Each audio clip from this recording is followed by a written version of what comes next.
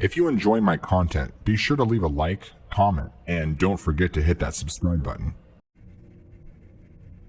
Born and raised in Oklahoma, and have been my whole life, I grew up fishing, tracking, everything you could possibly want to do in the outdoors.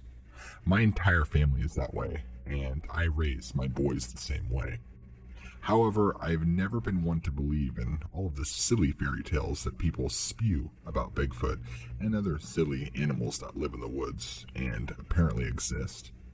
Until one day, me and my oldest son had a strange encounter when we went to go fishing at one of our local creeks we like to frequent.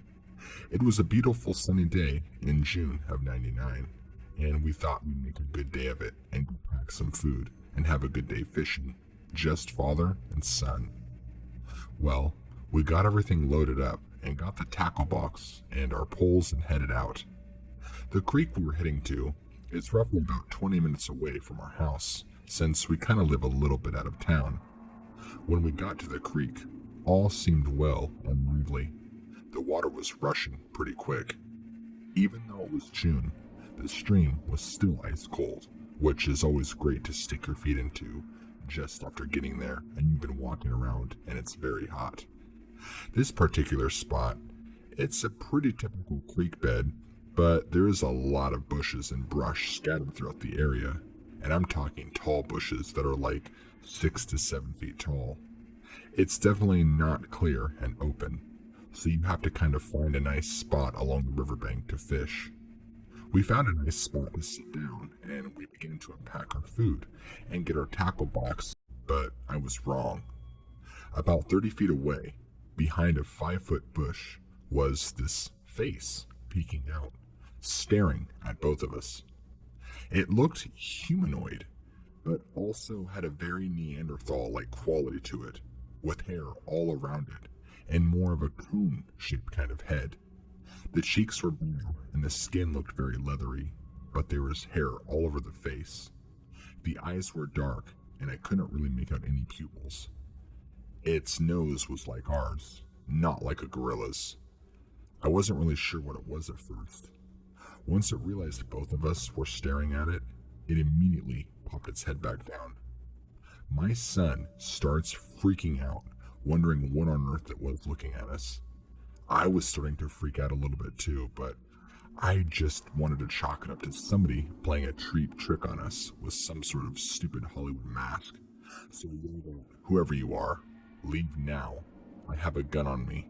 And this thing, faster than I could have ever imagined, bolted out from behind this bush into the woodline, about another 70 to 80 feet. Now, I want to remind you that this is total daylight, so we're able to see everything pretty clearly. This thing was about 5 to 6 feet tall and pretty hairy. I mean, I'm talking full black hair. If a black bear could be walking on 2 legs and running like a human could, you'd pretty much be nailing it, except for the cone-shaped head and no neck. It didn't really look like it had much of a neck, and its arms swayed back and forth. It was also very barrel body shaped and built like a tank. It never looked back as it ran, and I've never seen anyone or anything run so fast. As soon as it hit the woodline, it disappeared. My son, for the rest of the day, kept wondering what on earth it was that we saw. I told him that we would talk about it later, and to try and just enjoy our fishing trip. Well, we didn't really fish there for long before he was just too uncomfortable, and so we left to go back home. On the drive home, my son is in a stupor, and he asks me, "Did we see a Bigfoot?" I told him that Bigfoot isn't real, and it must have just been somebody trying to pull a prank on us. Looking back, I was really naive to think that. I've told this encounter to a couple of friends of mine who are Bigfoot enthusiasts, and they informed me that what I probably experienced was a juvenile Bigfoot, since it appeared a lot more curious and playful than it ever did territorial or aggressive in any way. I'm not really freaked out now, but whatever it was very strange. I felt weird for me and my son seeing what it was. Now that my son is all grown up, he still goes fishing in that exact same spot, but we've never really talked about the experience since, and I've never brought it back up. Story 2. This is a story that my grandfather had told me back from when he was younger. He's had property in his generation for a long time, and him and his father used to hunt on their property out in Texas. As of currently, our family had moved to Minnesota, and that is where we've been currently residing for a long time. We actually don't even visit the old property anymore, and haven't in ages. My grandfather has been hunting since he was just a boy, and so he's a fairly experienced woodsman who doesn't really ever fear much. It still gives me chills to this day to hear this encounter, because my grandfather still gets shaken up every time he recounts it. My grandfather hunted all sorts of game: deer, coyotes, squirrels, you name it. They had a lot of property to work with, so he had a lot of time on his hands to really learn the woods around him and get a good feel for the game in the area. There's even wild turkey that would run around there from time to time, so there was plenty to hunt all season long. This particular day ended with him taking a route that he didn't normally take to venture out to a different part of the property that he wasn't used to. Him and his father had several different routes they would take on their property to go venture off, and different spots to go hunt. After making it maybe a mile is when he started to hear strange vocalizations and other bizarre noises in the woods around him. At first, he told me he thought it was a bird, but he said there's no birds in the woods that sound like these noises did. They would come and go, so he kind of wrote them off at first. But they started getting louder and more frequent. But he kept venturing further because my grandfather isn't afraid of anything. After venturing maybe another mile is when he started to get hit with a very strong skunk musk odor that was said to smell like rotting meat and skunk. My grandfather described it like coming upon a pile of 100 dead rotting skunks just sitting in the sun and baking. He said it was so strong, there'd be times it was hard not to want to gag and vomit. He said he kept looking around, but didn't see anything, but started to get the overwhelming feeling that he was being watched. At this point, he knew something was up. He couldn't find the trace of the smell, and things were getting more eerie as time went on. He also told me that as he ventured around the area, there were times where he would run into stuff that didn't quite look right, like markers that weren't quite man-made, is what he said. Like they might have been markings from animals or something. He told me about how he found smaller trees that were ripped up out of the ground and turned upside down and pulled back into the ground. What's scary is this is back in the 1940s, and their property was pretty large, as well as being private, so nobody was going to be hanging out on their property doing anything like this. And if so, who's going to rip up all these small trees out of the ground? And who's going to have enough strength to drive them back into the ground? This was really unsettling. My grandfather also believes he stumbled upon a small den of whatever it was he was smelling.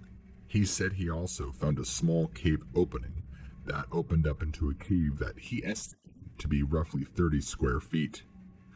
But the stench of the dead skunk smell was where it was coming from.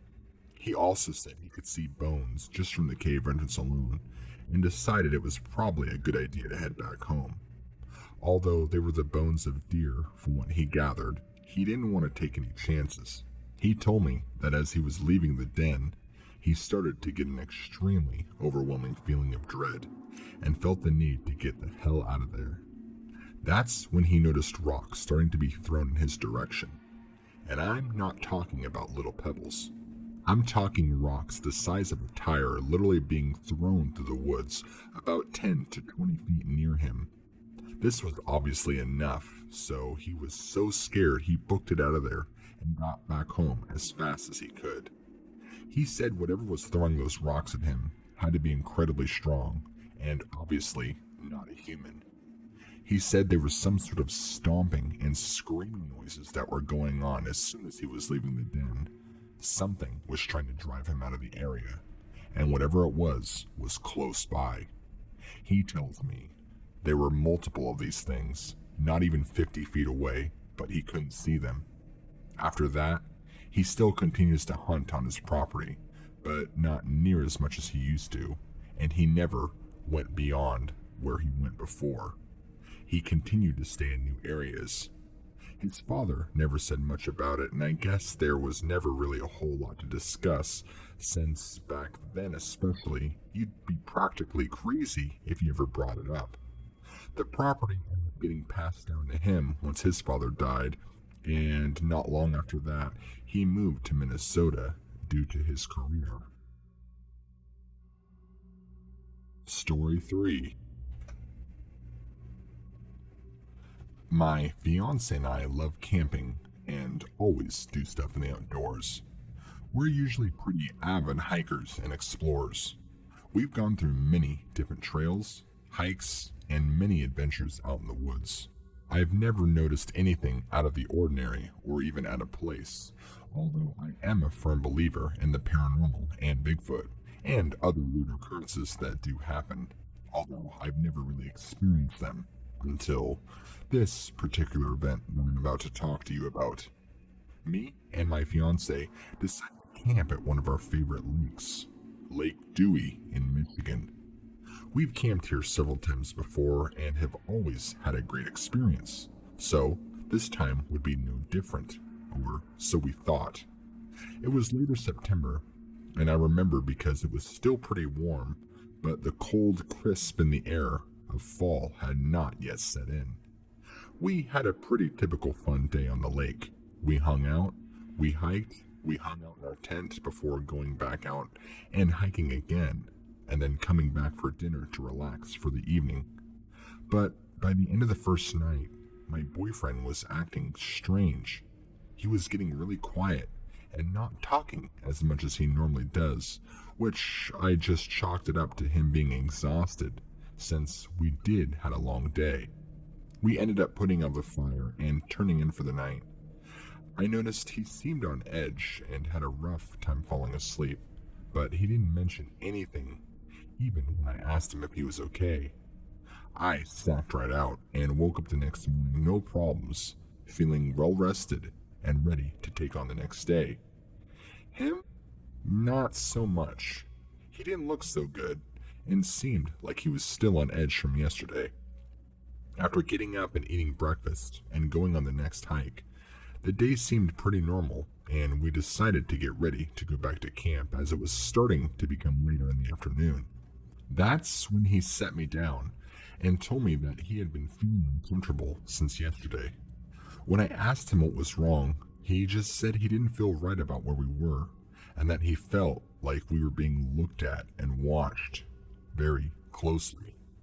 I assured him that he was just paranoid and it was silly to think like that. Nothing was out here.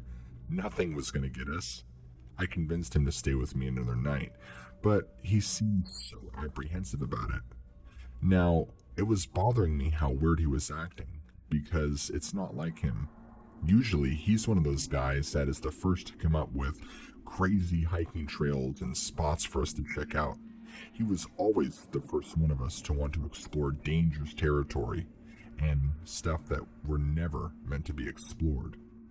This night was a little calmer, and we feel like we both checked in a little earlier than normal. I ended up staying up and dinking around on my cell phone while my boyfriend just lay there trying to fall asleep. The evening had been pretty dead. We hadn't really talked a whole lot after heading back to camp. It was just kind of blah. After he sat me down and told me what he did earlier, I had been kind of on edge, but just tried to play it off. It was pretty late at night if I remember right. I want to say my phone said something like 11:32, and this is where we started to hear footsteps go through our campsite. And I mean heavy footsteps. And then the breathing started. I started to feel really uneasy, and I just kept hearing a thud for every step that was taken. I started to panic because I wasn't sure if this was a bear we were dealing with or someone who was trying to hurt us. I looked over to my boyfriend and asked him if he heard what I was hearing. and he was already as white as a ghost and nodded right at me. I sat there scared, looking at the door of my tent, trying to listen for any sound I could. The sound had ceased for a while, and all I heard was the night air. The stomping would stop for a couple of moments, and then it would resume. Whatever it was stomping around in circles around our tent, but it wasn't really getting into any of our stuff like a bear would. It's like it was casing our tent or something. It made me feel so nervous. Whatever it was kept getting really close to the tent, and we could hear it breathing heavily. It must have been huge because it sounded like it was a 10-foot tall man. Either that, or it was a bison on 2 legs walking around our campsite. For the next few hours, this would go on and off until roughly 3 or 4 in the morning, and we could finally fall asleep. We didn't even notice the noises stopping, and the feeling of dread went away. I think my boyfriend and I fell asleep from just sheer exhaustion and panic. We still do not talk about it to this day, and when we got up the next morning, we didn't even speak. We just booked it out of there and packed up as quickly as we could. Could it have been a Bigfoot from what we saw or heard? Probably. Could it have been someone rummaging through our camp? I don't know. Whatever it was, I don't think I'll ever go back to that lake. Story 4. Me and my brother Travis have been going out hunting together for as long as I can remember. Back when my pa, God rest his soul, used to take us when we were little, he always told us how impressed he was because of how quickly we were able to catch on and learn about the area around us and things we would notice like tracks, markings, sounds. It was great. We didn't actually start going hunting though with him until we were a little older, around 9 or 10, and we instantly fell in love with it. Our pa passed away from cancer when we were roughly about 17 and 16 respectively, since my little brother is only about a year and a half younger than I, and it just quite hasn't been the same since. So, to honor that, me and my brother make it a ritual to try and go out together every year and hunt and keep it going. The family line depends on it. Our uncle has had some property that has been passed down for quite a few generations that me and my brother and pa have hunted on for ages. These past 5 years specifically though, we had been going to different places to hunt, and it just wasn't quite the same as our uncle's property. So this year we had decided we were going to go back to our uncle's and give it a go. We contacted him and got the okay, and we'd shown up there in the early morning. Luckily for us, there's several different tree stands set up all throughout my uncle's property. He's got about 80 plus acres of just deep woods. We are in Montana after all, and a really nice cabin-styled house that we sometimes like to sleep in when we visit before we go out camping. Anyway, we knew this time the usual tree stands we wanted to hit. We got there that early morning and got all geared up and ready to go. It was clear my brother was going to take a stand about a half mile away from the stand I was in. We were both going to go in about 2 to 3 miles deep into the woods to get to this one specific spot we both knew of. It was actually a pretty good clearing, and there are many bucks and does that were usually sighted here, so we knew this was the prime spot. We got all ready and headed out to the designated spots we needed to go. I wished my brother luck, and he did to me as well. I climbed up into my tree stand once I made it and sat there and I waited. Usually, when I get to my tree stand, it's hard for me to not want to get totally relaxed and just be comfortable. I love it. I love it being out in nature and hunting. That's where I belong, and I've always felt so at peace. The sunlight was barely breaking through. It couldn't have been any later than 5 or 6 in the morning. I don't remember exactly. I thought it was weird though that I didn't notice any wildlife really teeming in the area as we had made our hike back to these stands. I didn't think anything of it at the time though. An hour had gone by and nothing. The woods were so unusually quiet and all the life in it was gone. I mean, there wasn't a sign of anything around. I thought it was so odd. It wasn't long after that I started hearing weird noises coming through the woods. I couldn't really place a direction around me to where it was coming from, I just knew it was coming around me from close by. I just figured at first that it was a big buck finally coming through the area since it sounded so heavy. I kept hearing brush crushing and twigs snapping. The only issue is the heavy thudding and footsteps I was hearing didn't sound like it was coming from a four-footed animal.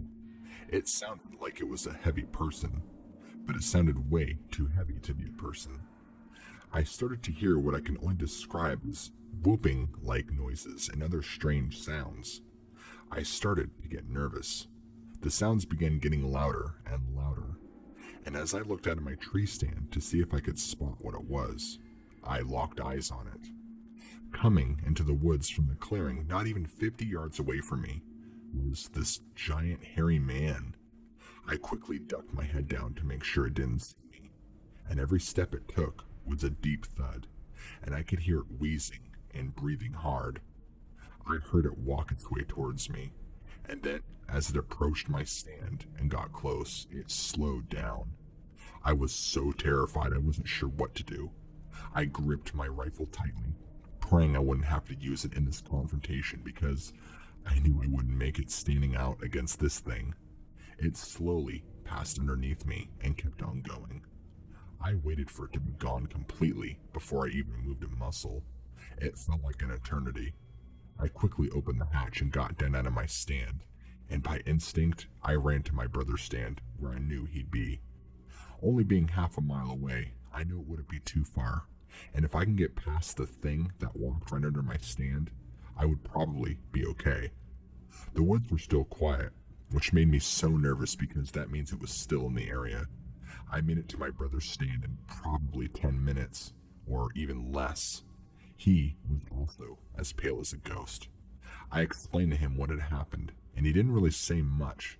He just said we needed to leave, and so we hightailed it out of there. I've been hunting for years and years, and I've never seen anything or encountered anything like I did that morning. It wasn't until we got back to the truck that my brother was telling me he saw the same thing walking near his tree stand, and that he doesn't believe this creature saw him or even meant any harm. He's probably right, but it's something that I don't want to have happen ever again. It honestly scared me to death, and I haven't been able to go back to my uncle's property and hunt since. My brother was able to get over it and move on, but he will never talk about it. And since then, we found other areas and places to hunt on. I think we've kind of just collectively have decided to not go back, even if it is kind of an unspoken rule. Whatever's running around on my uncle's property, keep it far away from me. Story 5. When I was in my early 20s, I loved going out in the wintertime and exploring as much as I could. It was my favorite season to go out and hike in. Everything was so magical, and even though it was cold, the temperature and climates never pushed me away. Even though most people never went outdoors in that time, I always dressed accordingly. My favorite thing would be to go down old abandoned logging roads and just pull off and start exploring. Usually, those are the best parts because so much of those woods around there are untouched. Of course, I like to really go and explore just about every season there is, but winter is just so unique. I'm not really a hunter by trade or a woodsman. I just like to hike and explore. But I do have many good friends that are avid outdoorsmen and hunters. Now, there's always something to see and explore, no matter really what season you're in. I often take weapons with me, like elephant knives and the such, just in case I would run into a bear or a mountain lion or anything that would put me in a bad situation. In this particular time, as I was exploring the area around, I came across what appeared to be extremely large tracks down by this little frozen river a few miles into the woods. I've always been pretty neutral about the whole Bigfoot phenomenon, but this was amazing to witness firsthand. I don't know if really anybody else comes out this way, and if they do, I seriously doubt they're going to bring a fake foot imprint on the ground. This was a dried up old creek bed that looked like it had been not used for a long time. Like maybe it had dried up years and years ago, because the footprints looked like they had been old and frozen. I think what really got me was the overall impression of the footprint. You could tell it was set pretty deep into the frozen ground. Now, these footprints weren't exactly in the snow, more so in an area where the snow was receding and the ground was still totally frozen, and it looked like the footprints had been there prior to snowfall. You can tell that whatever made this footprint, or these footprints, must have been extremely heavy. The footprints had easily been 16 inches or more, and were only faded a little bit, so they were pretty well preserved, but I think that was due to the cold, frigid temps. It was interesting to note that there were 5 clearly defined toes in the footprint, as well as no real arch. It was clearly a bipedal footprint I was looking at. The footprints loosely were around the riverbank and went into the direction of the woods. What's even crazier is the stride. The stride between the footprints was roughly 5 to 6 feet. What on earth would have that kind of stride out here? I didn't really feel like even trying to figure out what it could be. I thought about following the footprints, but I immediately considered that being a bad idea, just because 1, I don't know what animal made them, and 2, it was in a totally different direction than the way I wanted to go. I'm an explorer, but I'm not stupid enough to potentially put myself in a dangerous situation, especially when I am not familiar with what I'm dealing with. I don't have any casting material or any of that stuff with me, nor do I ever carry it because I don't make molds of tracks. This just happened to be tracks that I happened to run into. I ended up going back to my car sometime later, and driving back home I couldn't stop thinking about it. I have a few friends of mine who are close with me that are Bigfoot enthusiasts, so I brought it up with them, and they were ecstatic that I told them about this. Not only did they tell me I ran into Bigfoot footprints, but they also shared with me some of their own hair-raising encounters that they had out in those same woods. You know, at this point, I don't know if Bigfoots really do exist, but I definitely can say that those footprints are pretty unexplainable, and I have no idea what animal made them. Thank you for watching this video. If you enjoyed it, be sure to subscribe to What Lurks Beneath and leave a comment and a like. All of it helps my channel grow. Keep your eyes peeled for whatlurksbeneath.com coming soon, where you can submit your very own scary story directly to me and have it read on this channel and heard by thousands. We'll be having new merchandise coming soon down the line, as well as a weekly podcast series coming out. Many great things on the horizon. Stay tuned, fans.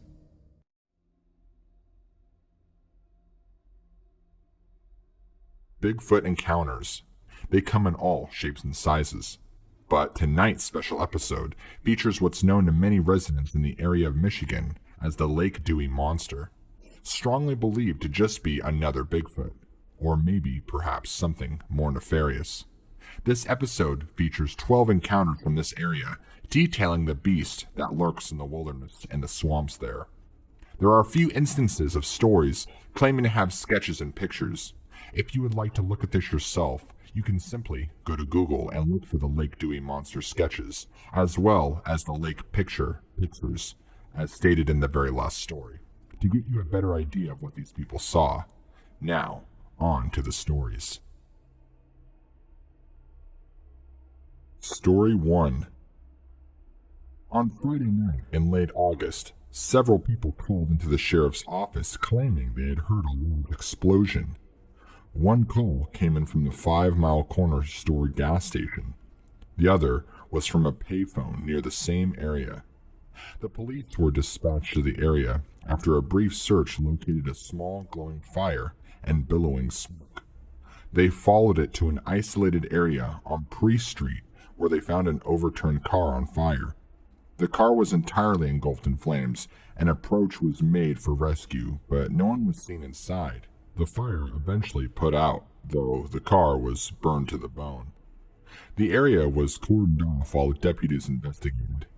Eventually, the car was identified to belonging to a man from South Bend, Indiana, who told the police that his brother had borrowed it.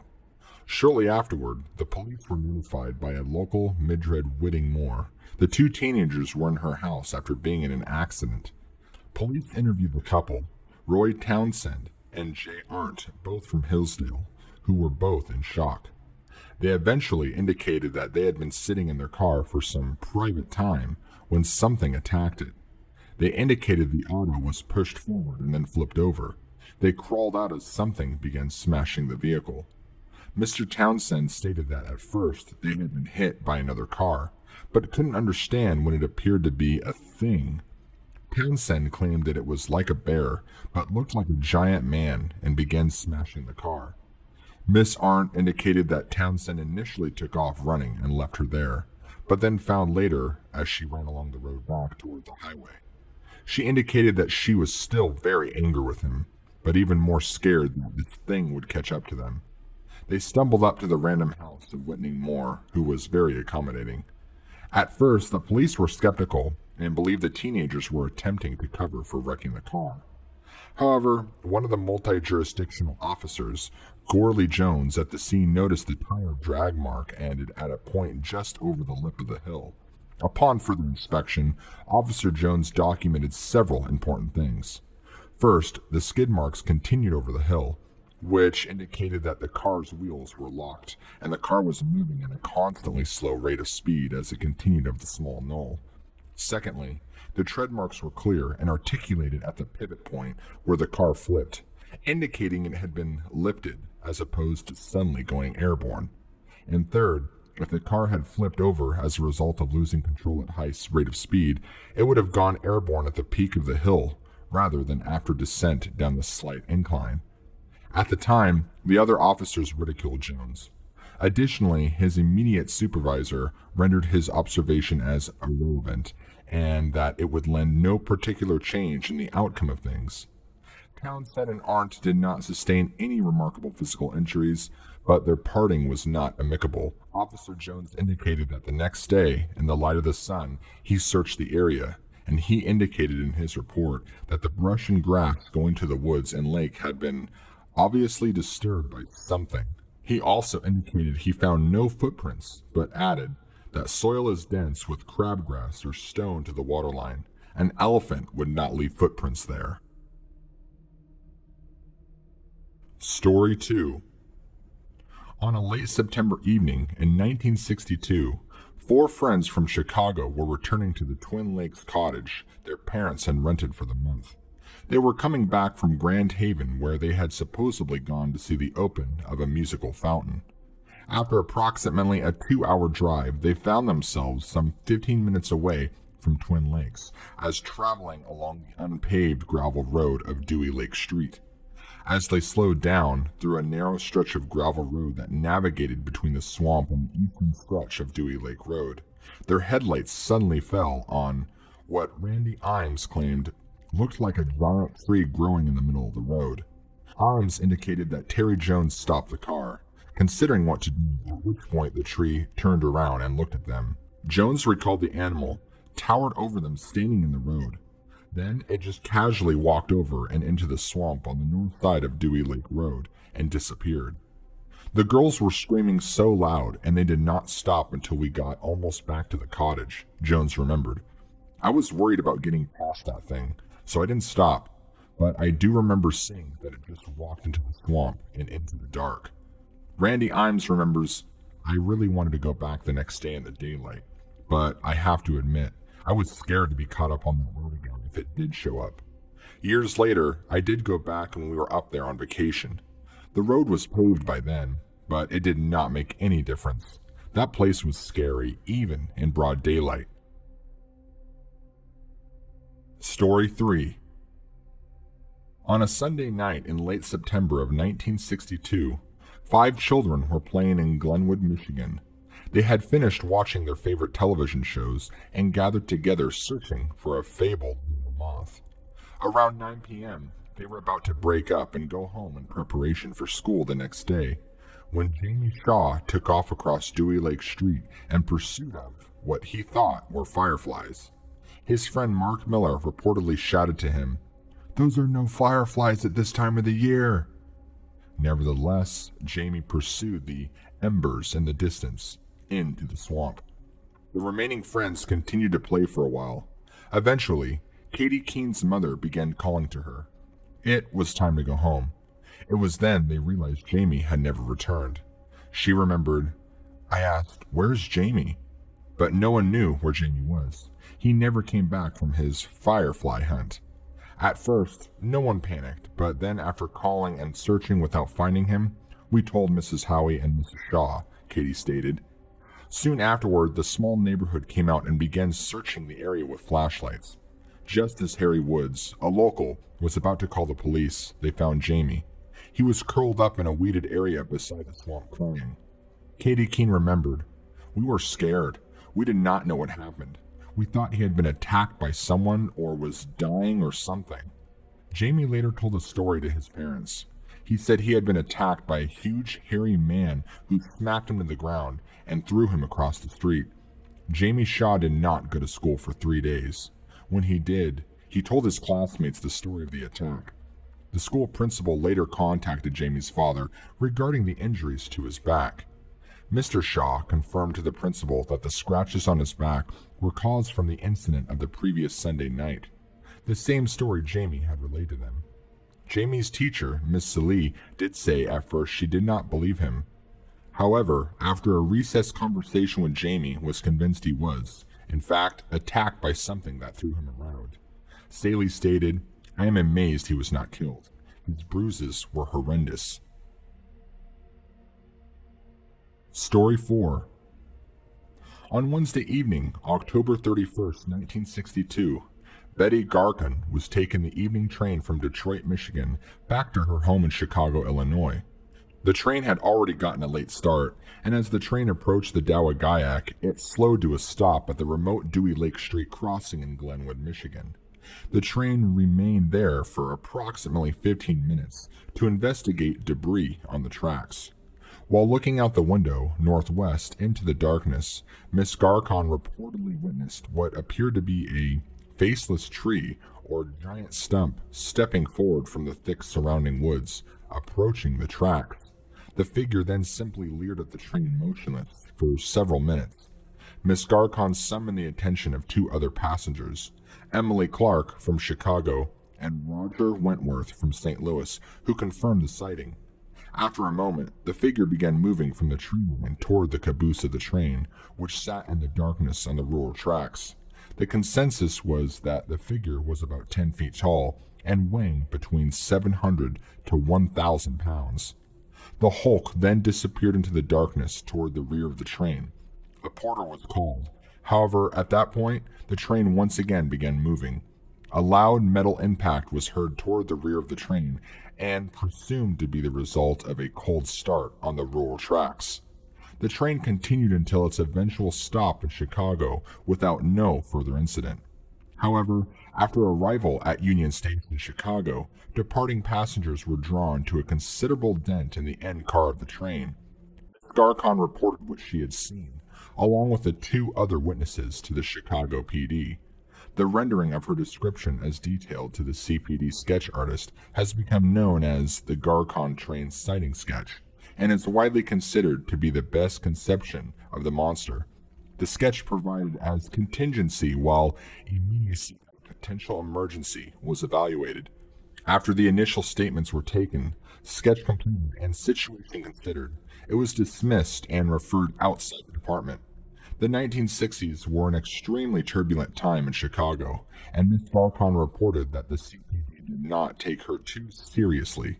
She stated that they informed her that she would need to file a report with the respective city and county or state, as the incident took place outside of their jurisdiction and would not warrant federal involvement. They informed her that they were overwhelmed with real crimes and did not have time to pursue a joint venture monster sighting in Michigan. The case was never further investigated. Story 5. Fitch Camp was a fun year-end activity for the students of Dowagiac school system. The students would get a break from traditional classes to partake in a more outdoor environment. The parents and students alike enjoyed the Fitch Camp experience, as it was a fun way for the kids to participate together in the unique Southwest Michigan geography. Situated amongst the sister lakes, the children were able to engage in a serene environment. After some outdoor races, a group of the kids went to the makeshift archery range. After the exercise, the students were to go directly to the diner at the mess hall. However, two of the girls, Denise McCormick and Janine Fisher, went to retrieve an arrow, which had gone awry. Approximately a half hour later, Denise and Janine showed up late to dinner and sat with their friend Rhonda Burdick and Stacy Ashley. It was at that dinner Denise and Janine confessed to their friends that, while looking for the arrow, they saw a huge, stinky, hairy man staring at them. They told their friends it was really big and just stared at them, so they ran. The story got around, and by the time they went to bed that night, everybody was laughing at them. That is until the cabin in which these same girls were staying was attacked. Stacy Ashley stated that something began smashing the side of the cabin. I thought it was going to smash the wall in. Rhonda Burdick added, we were all screaming and Janine was thrown out of bed. The camp counselor was not present and later thought to be the one smashing the side of the cabin, attempting to frighten the girls. But the next morning, after washing away what she thought was fake footprints from the mud leading up to the side of the cabin, Susan Howell remarked that she was shocked to notice the side of the cabin had cracks along the foundation. I immediately wished I had not washed away the footprints. She took Polaroid pictures of the cabin, but was told by another camp director that it did not prove anything. However, some 50 years later, all the girls involved in the incident still stand by the sighting and attack. Story 6. Errol and Sally Cunningham had been married for 32 years. They owned a cottage on Cable Lake and Sister Lakes in Dowagaiac, Michigan. They enjoyed their cottage, but in the late 50s development had accelerated in the area. The couple enjoyed the development as it seemed to progress well with the natural beauty of the lake area. On an early Friday evening in mid-July, they had driven up to their cottage and settled in for a week-long stay. Miss Cunningham had walked out to the backyard overlooking the lake and took in the early evening. She then saw something on the far shore of Cable Lake. Her husband came out and stood beside her. They reportedly noticed an animal on the far shore. Errol Cunningham remarked, "Look at that." Sally Cunningham stared at the thing with her husband. We were transfixed, mesmerized. We did not know what it was. It was a wildlife, but we could not really make out what it was for the distance in the weeds. Sally Cunningham stated, then it stood up. She recalled the thing stared as though it were looking at us. She continued, I don't know what it was. I don't know what was more frightening, seeing that giant animal stand like a man, or the fact that the thing seemed to be looking at us. Errol Cunningham told the Chicago Sun-Times that, I think we were only curious until it took a step into the lake toward us. Then it was walking into the lake toward us. I got scared and took Sally inside. Mr. Cunningham recalled that inside the house, they began to discuss what they had seen and what they should do about it. Errol told his wife he did not want to call the sheriff over something they thought had been seen and decided to attribute it to the local teenagers playing a prank. Sally and Errol then went to have drinks on their rear porch to relax. But it turned horribly bad when, instead of watching a sunset, they noticed bubbles trailing toward their beach below. It was at this point Errol and Sally went back inside to call the police and to report an oddity. Sally and Errol were consumed in choosing their words to the police as to not seem paranoid. However, as the sun began to set on the lake, Errol recalled, Sally gasped. I knew something was terribly wrong. She was looking out the beach window. I dropped the phone and ran over and saw it. A large, long-armed thing standing on our beach. It was glistening wet and just staring up at our house. Years later, Sally Cunningham stated, we ran for the car. Errol backed out and that thing was already standing behind us. Errol drove away, but something was wrong with the car. There was a large bang and scrape, but we kept driving.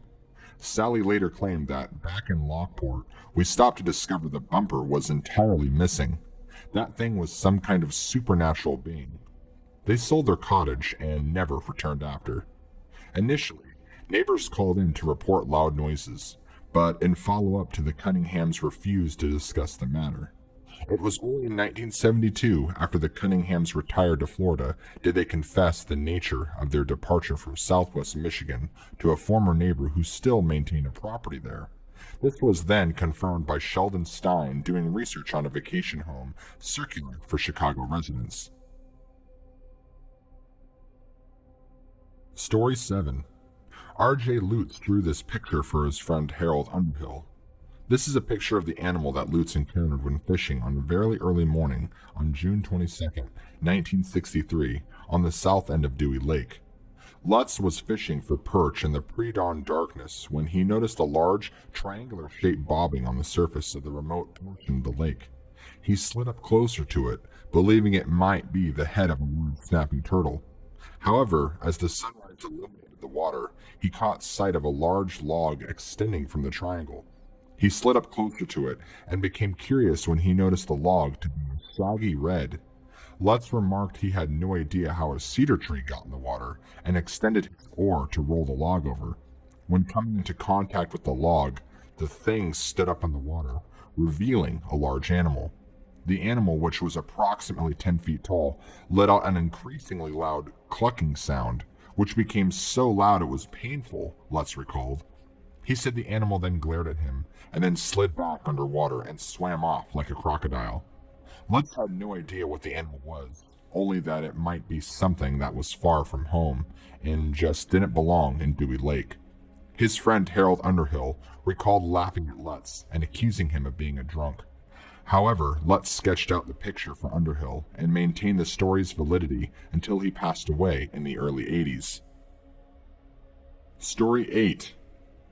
On a hot, muggy evening in late July of 1963, Alan Razek and Bob Ford carried their canoe through the weeds and mud to the water's edge.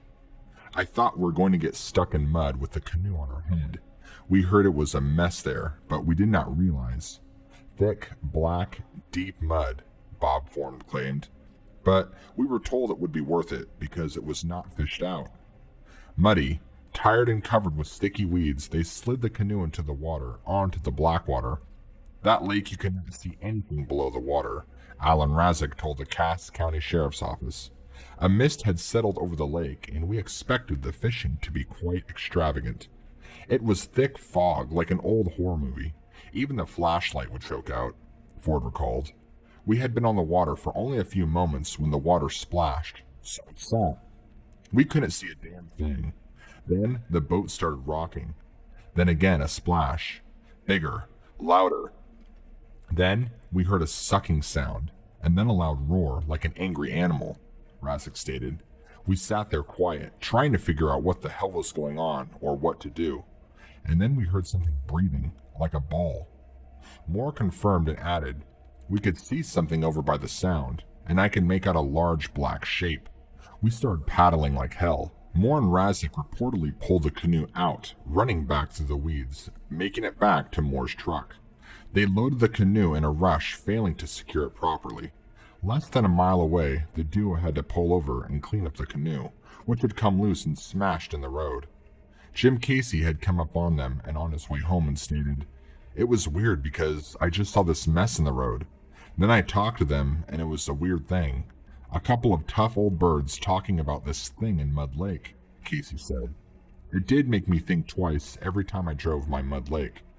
Years later, Razek confessed to his daughter that the incident on Mud Lake had been the strangest thing that ever happened to him, and told her to stay away from those lakes. Something lives in them. Story 9. It was only one short month after the canoe was destroyed on a road in Twin Lakes, and a monster was reported on Mud Lake, when another canoe was found destroyed. This one on the bottom of shallow water on the south side of Pitcher Lake. But this time, its owner went missing. Stan Red Roberts was staying with his friends Philip and his son Roger McPhee. The McPhees had driven down from Lansing, while Red was in town from California. Red had long-standing financial problems, and Philip McPhee later told police he was leery of having Red stay with them, as he said Red always asked to borrow money. After joining them in the rental on the lake, Red and Philip had a few beers. Then, Red decided to take the canoe out on the lake. Philip declined as he planned to turn in early to take his boy fishing at sunrise. Philip went to bed. In the morning, Philip and Roger got on a rowboat and put in. Philip did not see Red or the canoe and thought maybe he had fallen asleep on the lake. I knew they didn't have a motorboat on Pitcher Lake, so I wasn't worried. It's not like a lot can happen out there, Philip had told the police. The fish were not biting. Nothing. Not one single bite, Philip recalled. I never saw the lake like that. I got so frustrated about the lack of fish, I just sort of forgot about the whole Red thing. It was only after returning and not seeing the canoe or Red, Philip had become concerned. I have to admit, at first I was afraid Red had stolen some stuff and taken off. But by early afternoon, Philip had become concerned and took his rowboat back out to attempt to find Red. I thought maybe he was over on the other side, bothering some neighbors or something. But Philip recalled he did not even get 100 yards from the shore before he saw the canoe. It was sitting on the bottom of the lake, in the clear shore water at the edge of the lily pads. At first, I was pissed, because I saw a giant hole in the canoe sitting on the bottom, and I thought he probably started drinking with some people he met, and they got crazy. Philip called the sheriff, and a deputy was sent out. They pulled the canoe out. Red, however, was never found. Philip had to pay for the broken canoe. A nearby vacationer helped with the retrieval and then spent the rest of the afternoon looking through the area. Turns out he was a retired Chicago PD detective by the name of Paul Wozniak. He later showed Philip the pieces of the canoe scattered amongst the dense weeds, mud, and trees. It was hard to get to because the water got thin and the weeds got very thick. Not hard enough to walk on and not wet enough to paddle through. An excerpted portion of a letter Wozniak wrote to the Palladium on August 27, 1963, stated the following. The pieces retrieved told me that the hole was created by a singular force blasting up from the bottom, especially as there were not broken pieces directly underneath the canoe, and no pieces caught in the canoe itself, so there was no other way to explain what happened. Philip never heard from Red again. Story 10. Leon Brosnan and Danny Peterson loved to fish. They heard there was great fishing on Gear Lake, but unfortunately there was not a public place to put in. Nevertheless, they were able to get permission to path the boat on early Wednesday after school. Leon and Danny were eager to use their new head-on lures. I remember Leon was laughing at me for using a steel leader on my lure, but I told him I did not want to lose it, and he said that's only for sharks, Danny stated. Leon Brosnan stated that they were using a heavy test line, way too heavy for inland lake fishing, but we always had a fantasy about landing a 25-pound bass, so it was a fun thought. I had no idea it would actually be too light. I still can't believe what happened. I can't believe what I saw. And what Leon saw was this. Danny had tossed his line with the steel leader toward the north edge of the quiet lake. The red and white bobber sat unflinching on the still water. I remember we were kind of getting disappointed.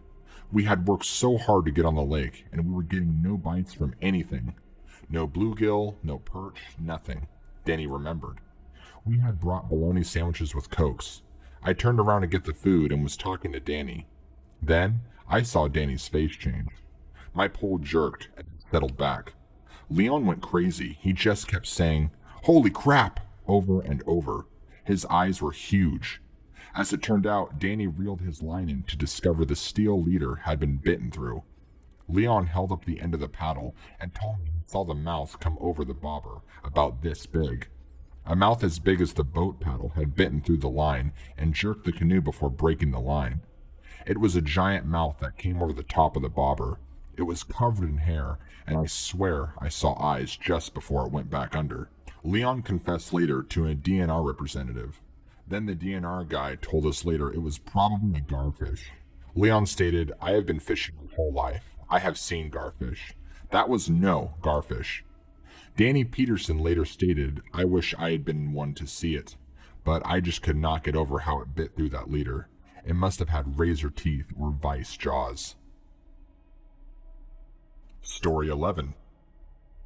Elmer Polinick had worked for the National Motors Auto Specialties for well over 20 years before he retired in 1963. He increasingly spent more time in the woods around his house off Griffiths Road in Cassopolis. So, it was of no surprise when neighbors saw him walking through the woods with his green backpack on in the Newton woods. But it was shocking a short time later when Elmer stopped people from walking toward the Dawagaya Creek. He told the Smith family they needed to call the sheriff. The sheriff was called, and deputies showed up to investigate the reported body found. After investigating the reported discovery, police removed the bones, indicating it was multiple carcasses of deer. However, Elmer Polinek told the police and the witnesses who had gathered that he walked upon a large, red-haired animal weighing as much as a truck, departing the pile of carrion. Elmer said the animal barked at him and then entered the creek walking west. Helen Smith, who spoke with Elmer, stated that she believed what he told them. You cannot fake that kind of reaction. Elmer was a tough guy when he came up the path. He was shaking and sweating. The deputies at the scene reportedly told the witness that the deer carcass would be removed and the woods was open. Nevertheless, the family speaking with Elmer left. Story 12. Davis Garrett had been given a new Nikon camera for his 18th birthday. Photography was his hobby. He had his own in-home darkroom. He was the photographer for all school events and the yearbook. On Halloween, Davis and his 3 friends went to a party at Picture Lake. As the sun began to set, Garrett and his friend Dominic Emery saw a commotion on the west side of the lake. Garrett began to snap pictures. They then saw a large animal throw a log halfway toward them. Garrett and Emery turned and ran back to their gathering. As they made their way back, the thing let out a scream so loud, Emery said it hurt my ears. When they arrived back at the gathering, everyone was quiet because they had heard the noise, Emery said. A bunch of us took flashlights and went over there, but then got terrified. Party's over, Garrett stated. When Garrett developed the pictures, it appears to show a large ape-like creature scaled to about 10 feet tall, strolling the swampy waterline. It has since become known as the Picture Lake Picture.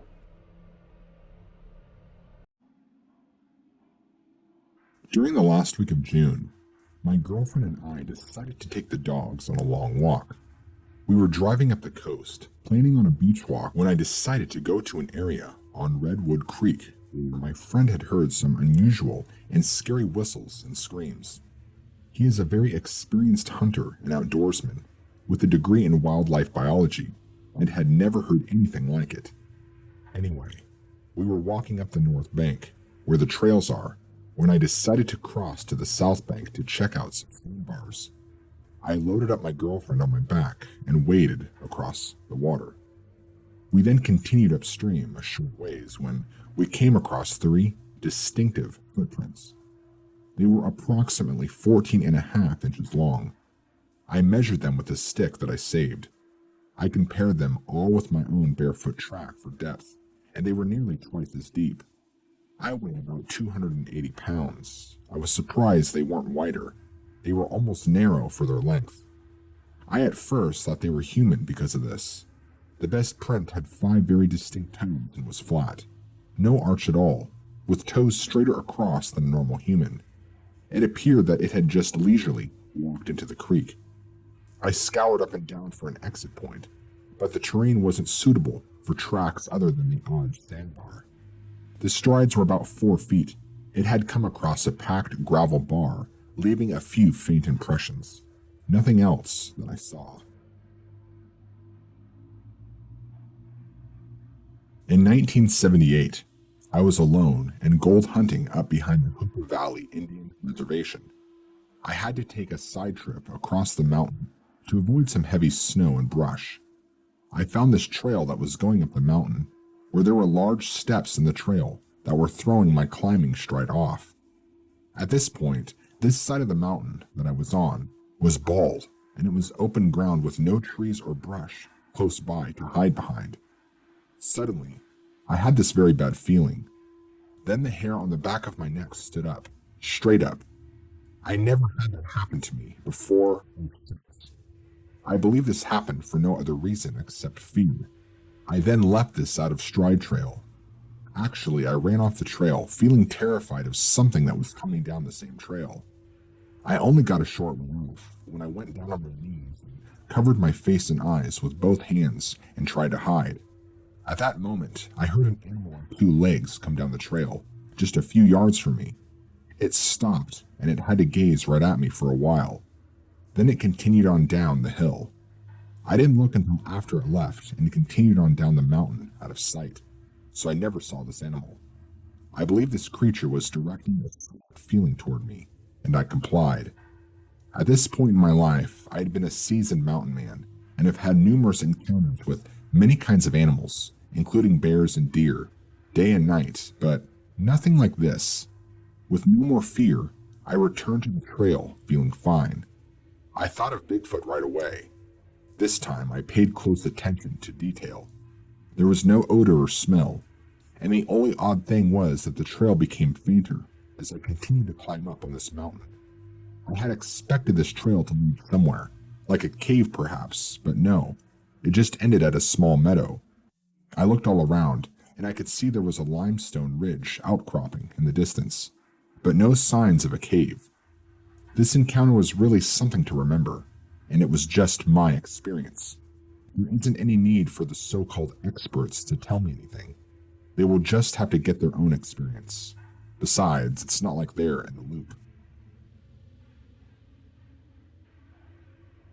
Last July, 2018, I was staying in a very isolated region, which had very limited access, behind 3 locked gates and 20 miles south of Whitehorn, California, on a primitive 4x4 road.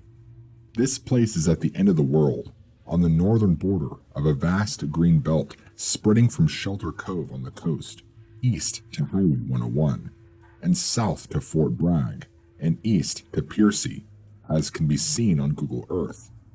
At about 3 a.m., I was awake. It was a hot and dark night in these mountains. Something above my tent location, approximately 200 to 300 meters, began knocking on wood, best described as loud whacks on a tree trunk by a big club or branch. It started with one knock, which got my attention, with a brief hesitation, then several more knocks, but randomly timed, some in succession, others after hesitations. The knocking was loud, so loud that it echoed down the canyon. The event lasted only a minute or two. My first thoughts were that there was no one on the mountain. Who could be out here in the middle of a primitive and protected area? These knocks were obviously from something large, and no North American animal could have made them. I listened intently while my mind tried to wrap around how the noise was made. The woods were silent, not even a cricket. I told a few locals afterward and learned that there were other hot spots for squatch sightings between Piercy and up to Willow Creek. Flash forward 2 weeks ago, when waiting at the first lock gate to the same conservation area, I heard 2 distinct vocalizations which cannot be explained. As I waited in the dusk for about 45 minutes, waiting to meet a party at the gate who were running late, I heard a very loud wailing, screaming sound that I'd never heard before in nature. The call of this thing located at about my 2 o'clock, facing east and up the heavily wooded area above me, about 200 to 300 meters. I instantly knew where I had heard such an unfamiliar call. About 3 years ago, when watching a Bigfoot reality show, where these squatch hunters were making this strange, unique call while searching for Bigfoot. There was a few second delay from the first call, then a few more. Then silence for about a minute, leaving me to wonder if this whole experience was real. Either that was an unknown or some kind of implausible prank. It was loud, echoing down the mountain, as though some huge creature could belt like that. The lungs of Pavarotti, only much louder. The chance of it being a prankster waiting in silence with me for 45 minutes in that remote location, just to hang out in these impenetrable woods and prank me, went away very quickly when another call at about 300 to 400 meters to the north of the first, approximately to my 8 o'clock. It was also just as loud, just as unique as the first, but came only 3 calls in succession, with a distinct higher pitch. This absolutely blew my mind, because the first call might be an elk on steroids, but the response from what was clearly not an owl brought chills down my spine. This was some kind of communication between two individuals, neither which can be explained by any rationale. I must tell you that I have trekked and lived in remote areas in Africa, Australia, Central and South America, many places of potential danger, and never had an inkling of fear. I was born and raised near Yellowstone Park, with 100 times the average distance trekked by most individuals in their lifetime, and never had bad experiences with grizzly, mountain lions, and wolves. Traveling all these years with a firm understanding of ecosystems, I never could have believed in such mysteries, that anything new would ever be discovered. I had a fourth experience, which I must say something about, but it happened just the night before the dual vocalizations. On Friday evening, November 1st, 2019, I had just moved into a cabin that my brother and I rented, located along extremely rugged canyon area of the Mattole River.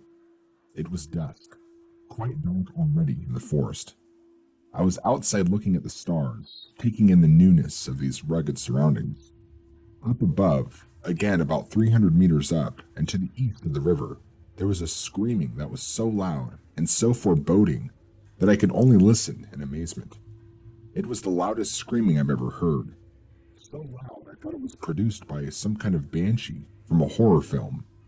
The screams continued, full throttle, for over 5 minutes. I know mountain lions can scream, but nothing like this.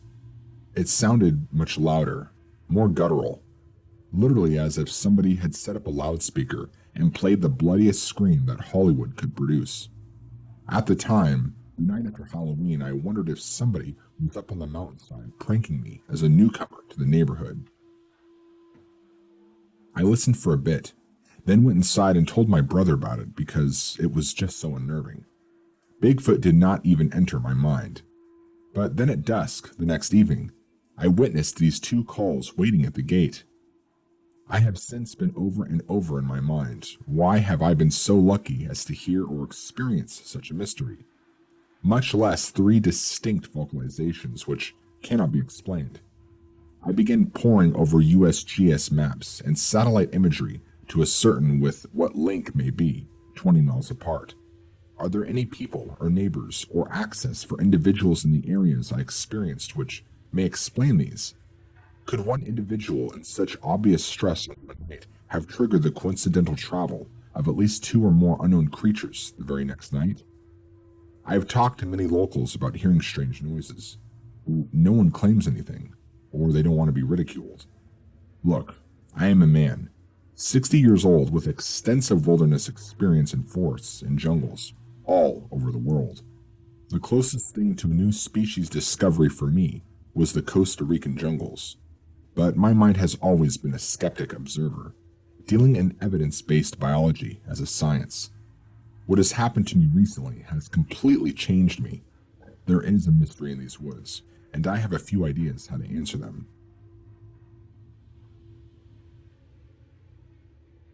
I am the manager of the Visitor Center at Jedediah Smith Redwood State Park. During the winter of 2001 to 2002, my family and I were the camp hosts at the park and lived in the park full time. One evening in mid-December of 2001, I and my 2 children, ages 11 and 10, were in our travel trailer reading when we heard a sound that made us cower. It was something between a human cat call and a cow mooing, a kind of "aum" that just echoed through the woods. I have served as a naturalist for the California State Park System. I have hiked the woods of California all my life, and I have never heard anything like this before. I have heard bear, mountain lion, and elk, and this was nothing like those. What impressed us was most is how loud it was. We have heard groups of humans in the campground whooping and hollering, and their noise level was not even close to this. We were inside of a travel trailer that had windows closed up, and the noise was clear and strong. We estimated that it had to have come just across the Smith River from the campground. I decided to make this report after hearing what seemed to be the same kind of sound on a recent rerun of sightings.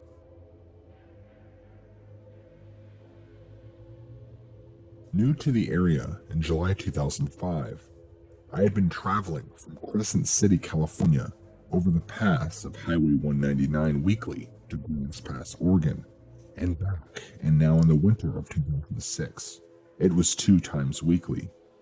My wife had not joined me, and we were separated, and I was attending counseling classes in Medford, Oregon.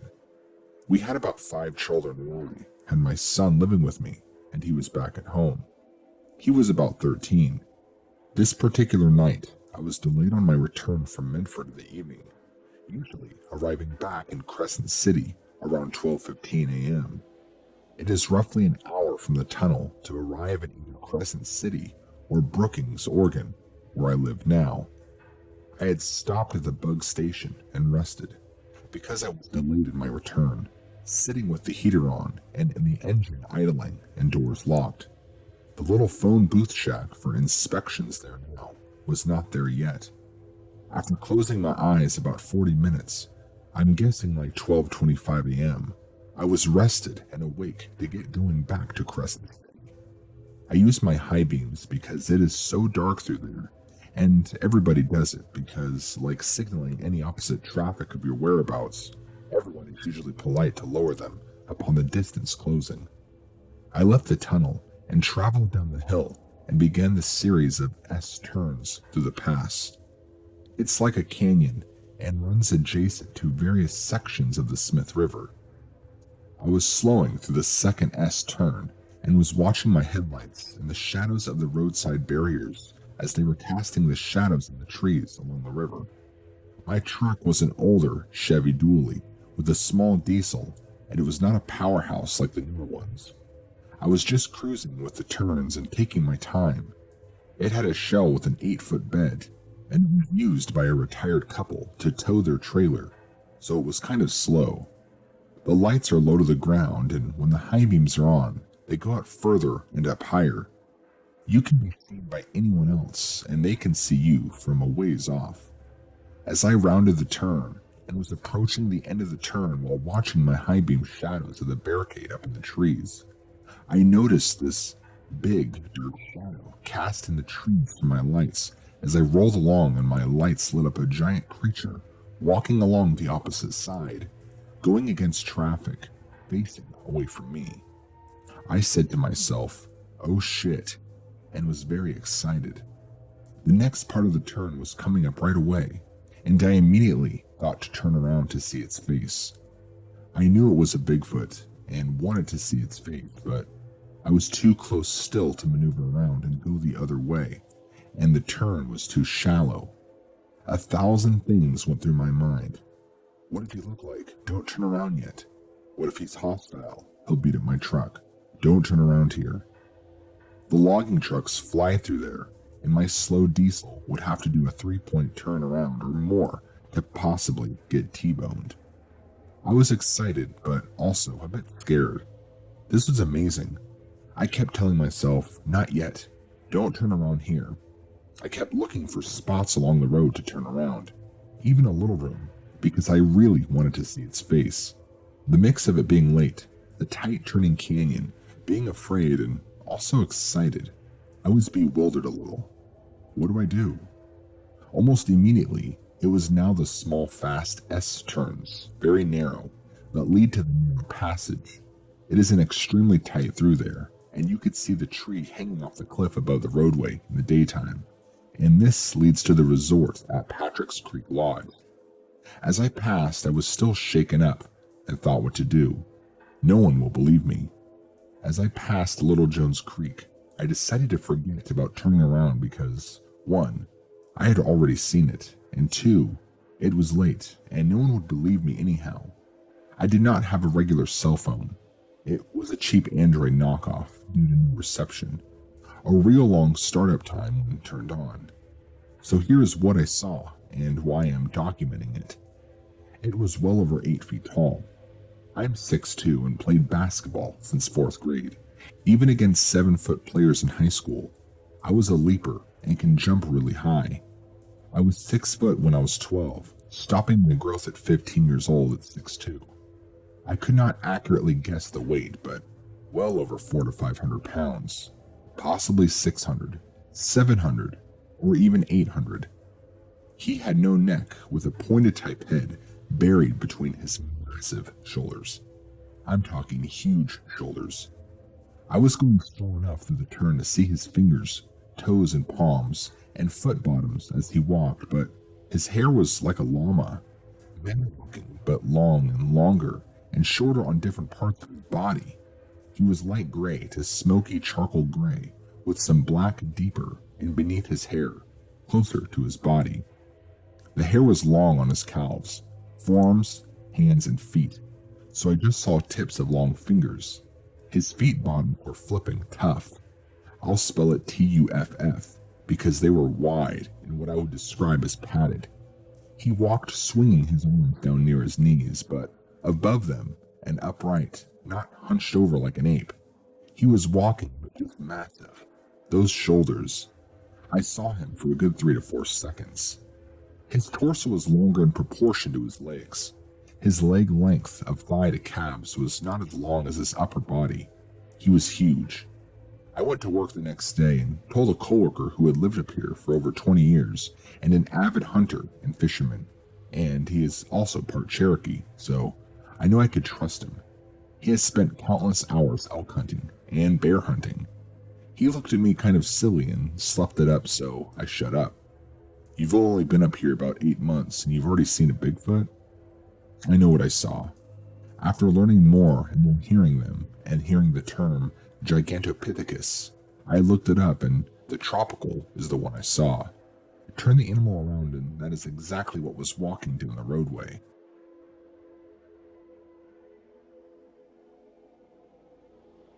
Well, this was just supposed to be a fishing trip to see what the area had to offer. I had been coming to this area for the past couple of months and started to learn it a little bit better. So I decided to go exploring for some fishing holes. All I had with me at the time was a fishing rod and a GPS receiver so I wouldn't get lost. I parked the truck and started out on foot. I had talked to 2 local fishermen about what was in these rivers and what to use. I'm from the south and this area was like a new world to me. So I made my way down to the river along the side of the bank. At times, the going got a little hard, but I managed. I tried several places, but the water was moving too fast. So I thought I would try and find a slack part of the river, where the flow was just a little slower. Now, these woods are a lot different than the ones I was used to, so I was a little excited about this new area. I had been walking for maybe 45 minutes and covered maybe 2 miles when I saw something off in the distance. At first, I thought it was just a stump, seeing that I had left my glasses in the truck. Now, my vision isn't that bad, but I still need them for driving. But I started to feel a little uneasy due to an earlier encounter. Plus, it might have been a bear. But, being the idiot that I am, I had to get closer. I got to within about 75 yards because I was using the tree line as cover. That was as close as I wanted to get. You could say that my heart was beating out of my chest. It was like I had buck fever. Well, now that I was within good sight of the creature, it was easy to see what it was. It finally stood up, and I didn't know up until that point how big it really was. Now, I had a roommate who was 6'7", and this creature would have easily stood over him. At the best guess, I would have to say that it was 7 feet and 6 inches tall, and it had to weigh well over 400 pounds. It finally turned to me and made me out in a second, but when it turned, it didn't run away instantly. It just stood there. I guess it was trying to see what I was. We must have looked at each other for 10 seconds or so, but it felt like 10 minutes. And in that time, all I could see was the creature had dark reddish-brown hair, and the arms easily hung down to the creature's knees. But within an instant, something spooked it. The creature turned and looked down the river, and it just took off. Now the ground that this thing covered was amazing. I didn't move for a good bit because I was in shock. After the creature had left, I did the same, once I could get my feet working again. Well, it has been a couple of years since it happened, but here goes. I was stationed in California, and I would always drive around looking for the next great fishing hole. I had been driving for quite some time and had decided to pull into Humboldt Redwoods State Park. Being from Alabama, I figured seeing these big redwoods would be kind of cool. So I got off of Highway 101 and took the Avenue of the Giants exit. Driving down the road, I was amazed at the size of the trees. So they kind of grabbed my attention. I started seeing a lot of places where I was thinking I could fish. So I started to slow down even more to find a place to park. As I kept driving, the river kind of started getting a little farther away, and I was about to turn around, when out of nowhere, something walked across the road, and to say the least, it shocked the you-know-what out of me. The reason why it got me a little jumpy was because of the fact that I had to have come within a couple of feet of this thing. Now, I'm a pretty big guy, 6 feet and about 220 pounds, but whatever walked in front of my truck had to have been well over 7 feet tall, due to the height of my truck, which is a Chevy Z71. Now, when it comes to the poundage of this thing, I would have to say it was well over 350. As far as physical features, all I saw was the back and arm swing. The thing never turned around for me to get a better look at it. But it had a large back and rather long arms. As far as the neck goes, it didn't really have one. The animal's chops made it look like it didn't have a neck, kinda like me. But after I did find a place to turn around, I went back to look around. Dumb, I know, to say the least. I only found a couple of tracks. They had to have been 14 to 15 inches long, plus the stride of this thing was a lot longer than mine. Just to make the stride this thing did, I had to make one heck of an effort. Now all I can say is whatever I saw that day was nothing like anything I'd ever seen in the woods, and I grew up in the outdoors.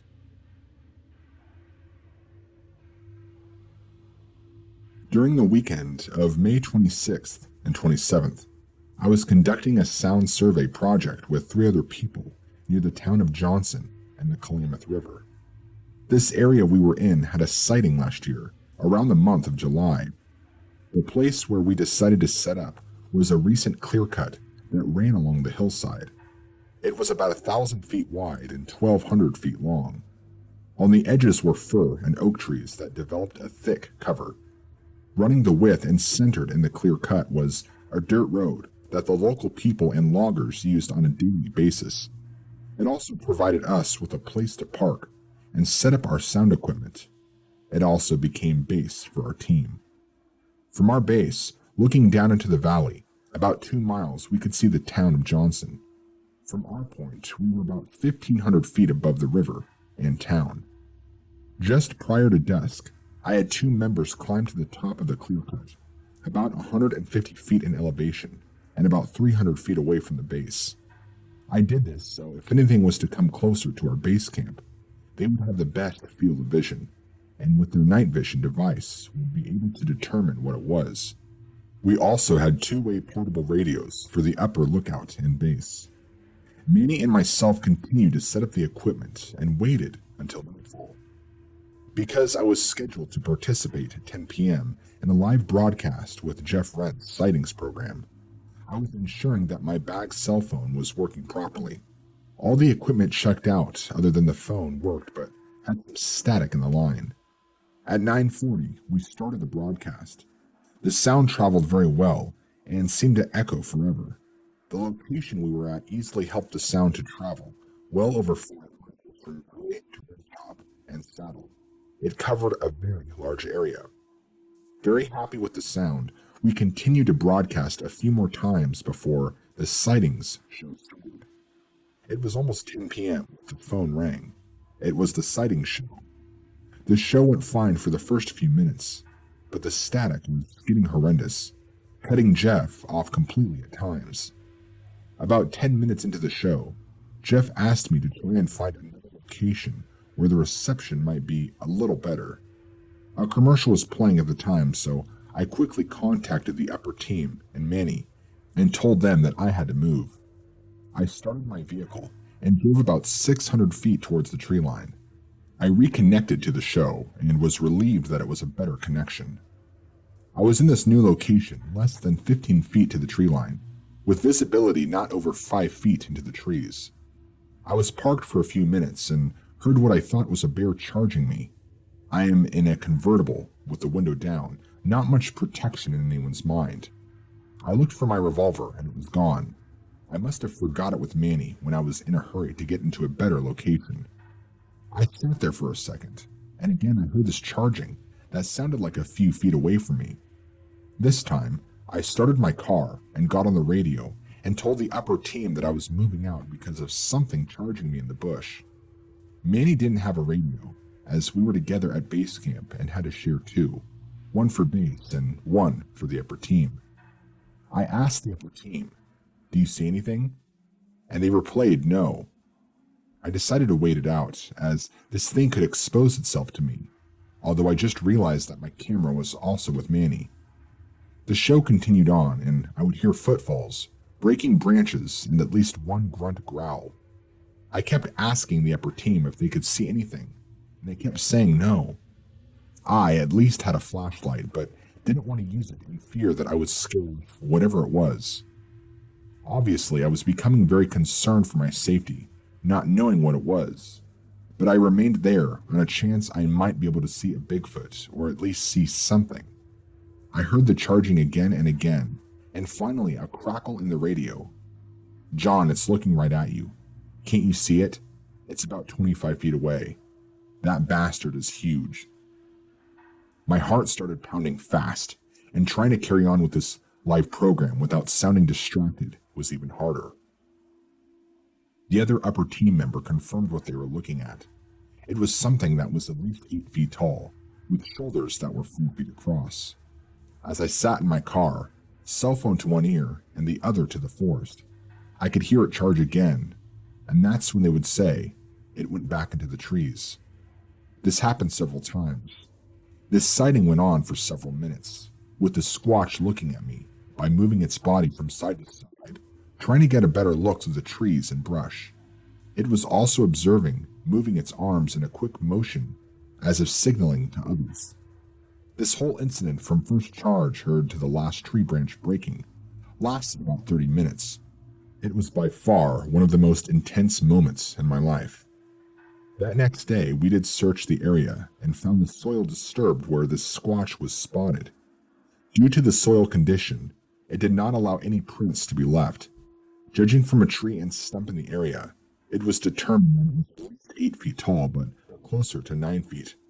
From the Squatch's point of view, it had several windows to look at me, and by moving its body from side to side, it would have a clear view of my entire vehicle and me.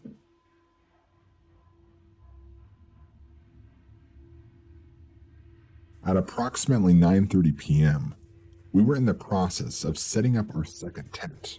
There were 6 of us in the party, and maintaining the campfire when, from directly across the road and meadow, we heard a type of whistle, or double whoop sound.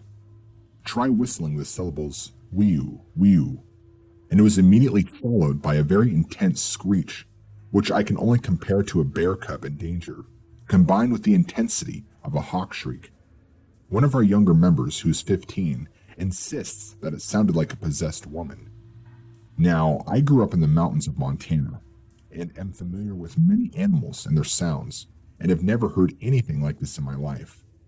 And until this moment, I have wondered what it was like to have the hairs on the back of my neck stand on end. I have never felt this kind of reaction. I repeat, never. The sound sequence repeated itself again, followed by a third lone screech. Immediately, we panned the forestry line with our flashlights, with the intent of at least seeing the reaction of an animal's eyes. Nothing. We must have lighted the area for nearly 10 minutes, followed the sound, and still saw nothing. As time wore on, we began to relax and go about our business of finishing the tent setup and dinner. Then, at about 12:30 a.m., just past midnight, with 2 of the teenagers already asleep, we again heard the whistle whoop, immediately followed by the screech, but this time directly behind our campsite, up the slope near the picnic areas amongst the trees. Again, we panned the area with lights. I broke out the 2 million candle power gangbuster spotlight, and it lit the night. And still nothing. No movement, no eyes, nothing. After panning around the entire area once again, I noticed movement on the road towards the restrooms, and we quickly moved the light in that direction. Walking across the road was a tiny little gray fox, a kit fox. Well, for our needs, that was our mystery animal, we thought. We figured it yelped and then made that nasty screech for some other reason. Funny, but that was enough confirmation for us, and we went to bed for the night. At approximately 5:30, 3 of us woke up at the same time, and after a minute or two of silence, we heard the whistle whoop, followed immediately by the intense screech, and this followed again by a lone screech. But this time the sound was only about 20 feet from our tent, as if it was standing directly on the paved road next to our campsite. We were all unnerved somewhat, but agreed it's just that darn fox again, and didn't bother to jump up out of the video cameras or spotlights. I exchanged words with a person in the other tent, not sure if this chased it away, but we then heard the same whistle and screech again, but far off in the distance, as if it were a quarter-mile away. This was the end of our encounter. The following morning, we checked the area for any signs of tracks and found nothing. We also nearly walked the entire circumference of the lake shore, searching for signs of any kind of anything, and got nothing.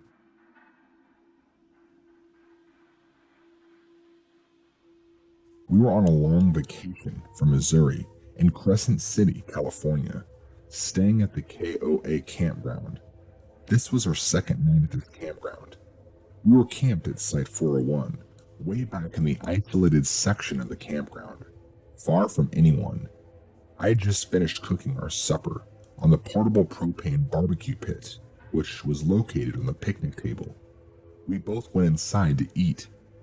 During the time I was cooking, I set up a campfire, but didn't light it yet. After we finished eating, I started the campfire. After the fire was burning for about 15 minutes, I kicked it into the fire pit from the grate. At the time, my wife got a very strong feeling that we were being watched from behind our camper. She said it seemed to move from behind the trailer, from one end to the other. There were trees and dense foliage behind the trailer. I started to look around with a flashlight to see what it was, and after not finding anything, I started the car and plugged in the 12-voltage spotlight. Looking around for about 5 minutes, I thought I saw something move in the distance, behind a tree. This was in the opposite area from the trailer, where no one was camped at all. We were both shaken up and went inside the trailer for the night. After 10 minutes, my wife heard 2 whoops coming from an area that I thought I saw something move at. She was in bed lying next to the window. I didn't hear a sound.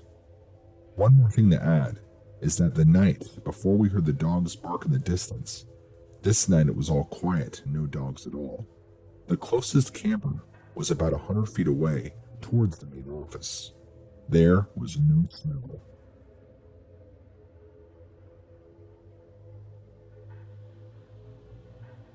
It was the last weekend of September during the fall salmon run of fishing season on the lower Klamath River in 2001. It was the end of summer, and the river was extremely low, and I just finished cleaning my salmon.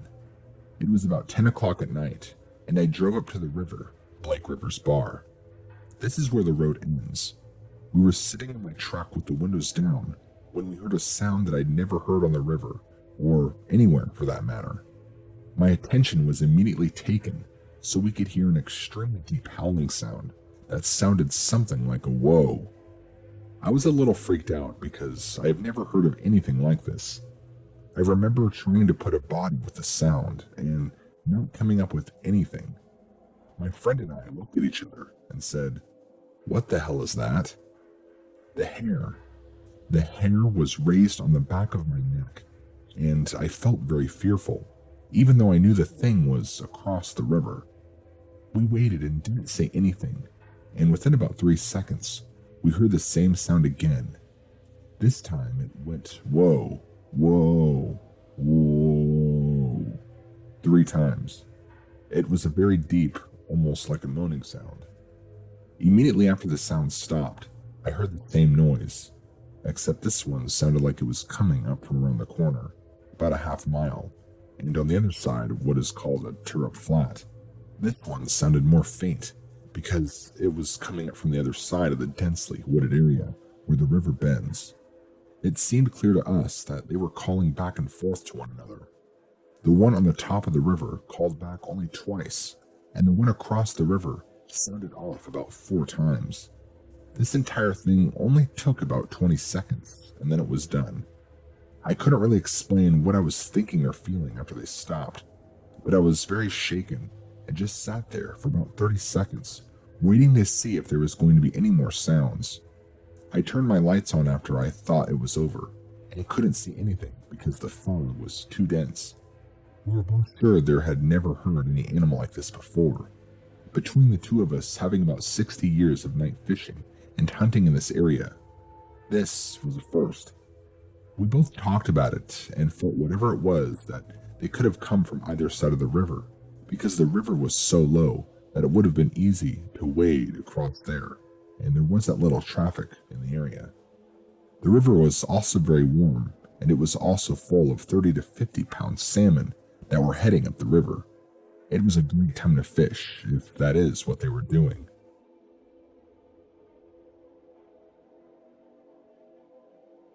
Last Sunday, November 16th, 2003, my friend, my dog, and I traveled from Portland, Oregon to Northern California for some late season backpacking. We stopped at the Aikens Creek campground, west of Orleans, California, and just west of Bluff Creek on Highway 96, at approximately 6 p.m., as it was too late to hike in anywhere that evening, and the Six Rivers NF website listed it as one of the campgrounds open through November. As we neared the big pay station, a sign deferred us to a render payment directly to the campground host, and as we approached the host site, it became clear that the site was vacant with just a few small items left behind. So we took the liberty to drive in and explore the portion of the campground that was open. Driving near the southern edge, nearest to the Klamath River, we smelt a pervasive, skunky odor, but thought nothing of it at the time. Eventually, we pulled into a campsite, which was the second or maybe third from the entrance at the foot of a large hill. Our intent was to get out of the pickup, leaving the dog inside, get on our rain gear, and set up the tent as quickly as possible, as it was already quite dark and raining. Just after donning my rain gear, however, I heard some distinct hoots from within the woodline, which were decidedly not owl-like nor human-like, but could be most accurately likened to those of an ape. I asked my friend if he had heard that, but he had not, as he had 2 hoods pulled up over his head.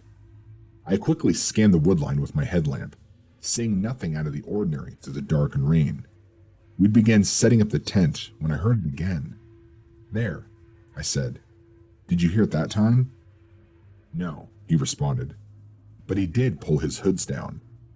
Shortly thereafter, we both heard another set of hoots. "What do you think that is?" he asked.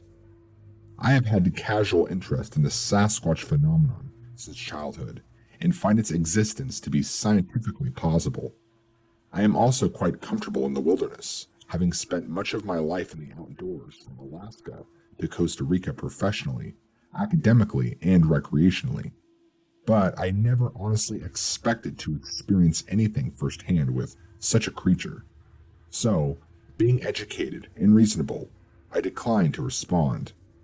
As we continued, we began hearing other noises. First, we heard whacking sounds of wood against wood, more probably stick against tree. Perceiving this hooting and whacking as a less than friendly display, we became a little nervous and contemplated leaving. But curiosity and the dread of packing up, moving to an unplanned location, and reconstructing in the dark, while already soaked, compelled us to stay. So, we continued constructing the tent between periodic scans of the area. The whacking continued, and we noticed it would come from different locations in short sequences, too short for one individual to move from point A to point B. Again, My friend asked, "What do you think it is?" I gave the guarded response. "I'll tell you what, I've spent a lot of time in the woods and observed a lot of animals, but I've never heard anything like this." I assume he read through the evasion to the meaning of my response, given the ubiquitous usage of the word Bigfoot and images thereof in the surrounding communities and some casual conversation we had on the subject during our drive. Shortly before turning in for the evening, I heard a short series of what sounded like heavy footsteps on the rocky terrain of the hillside and the rhythm of a two-legged walk. Turn in we did, however, with senses piqued and dogs tucked securely within the tent. We slept intermittently and restlessly, hearing sounds throughout the night. Most frequently, we heard the whacking. Most regularly, a rather hollow-sounding report originating from a point some distance to our northeast and up a hill. We would, however, periodically hear closer and clearer whacks from varying locations to our general southeast, once hearing a disturbingly close and firm whack from our southwest. I awoke once at approximately 3 a.m.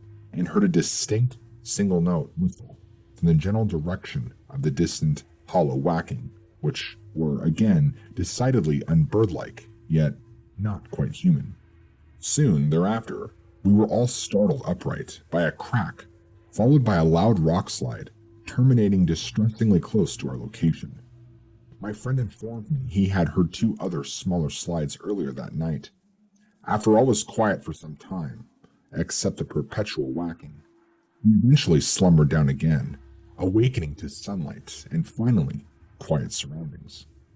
In the daylight, we observed that the hillside was quite steep, rocky, and slightly parabolic in shape, and the rock slide ended up in our south-adjacent campsite, leading us to conclude that 1. Inspection of the hillside would be dangerous and turn up little or nothing in the way of footprints. 2. Sounds could have originated from well up the hill and carried down the amphitheater sound. If it were people playing a prank, they must be extremely dedicated to risk their lives negotiating that hill in the dark and rain, and to wait in the woods any given night for the off chance campers might come by in November. Though rock slides may naturally occur there on occasion, they certainly must not occur on the order of 3 a night, or someone would implement measures to ensure no one would camp in that location. Maybe that skunky smell we had encountered just previously was not a skunk at all. At any rate, we drove on the next morning to Willow Creek Ranger's office, making no mention of the events, to inquire as to open trails. We were instructed that much of the back country road system and corresponding trails was closed due to the Port Orford cedar root disease, but that we could drive into the Horse Linto Creek area and hike along the closed roads. We took that advice and spent the next 5 nights uneventfully. We decided to return to Aikens Creek for the final night, which was Saturday, November 22nd, to take advantage of the open, flat space to dry wet equipment and see if we could observe anything further. We picked an open site midway between the foot of the hill and the highway, laid out equipment for drying, then decided to day hike somewhere nearby. We drove up Bluff Creek Road to a closure at the road junction to Fish Lake, and then hiked 1.6 miles down that road. I paid close attention to the steep clay roadsides, and once noticed what could have been a partial footprint of a large, human-like foot from the heel, about 4 inches in width, to a point about 6 inches forward, and perceivably midway along the length of the foot. I found, however, no other footprints or enough context to draw any real conclusion about the impression. That night, back at the campground, we kept a large campfire and kept some down and dead cedar nearby to throw in for quick brightness if needed. At one point, my dog suddenly barked and charged toward the trees at the edge of the campground, just below the freeway. I halted him and went to investigate, but found nothing unusual.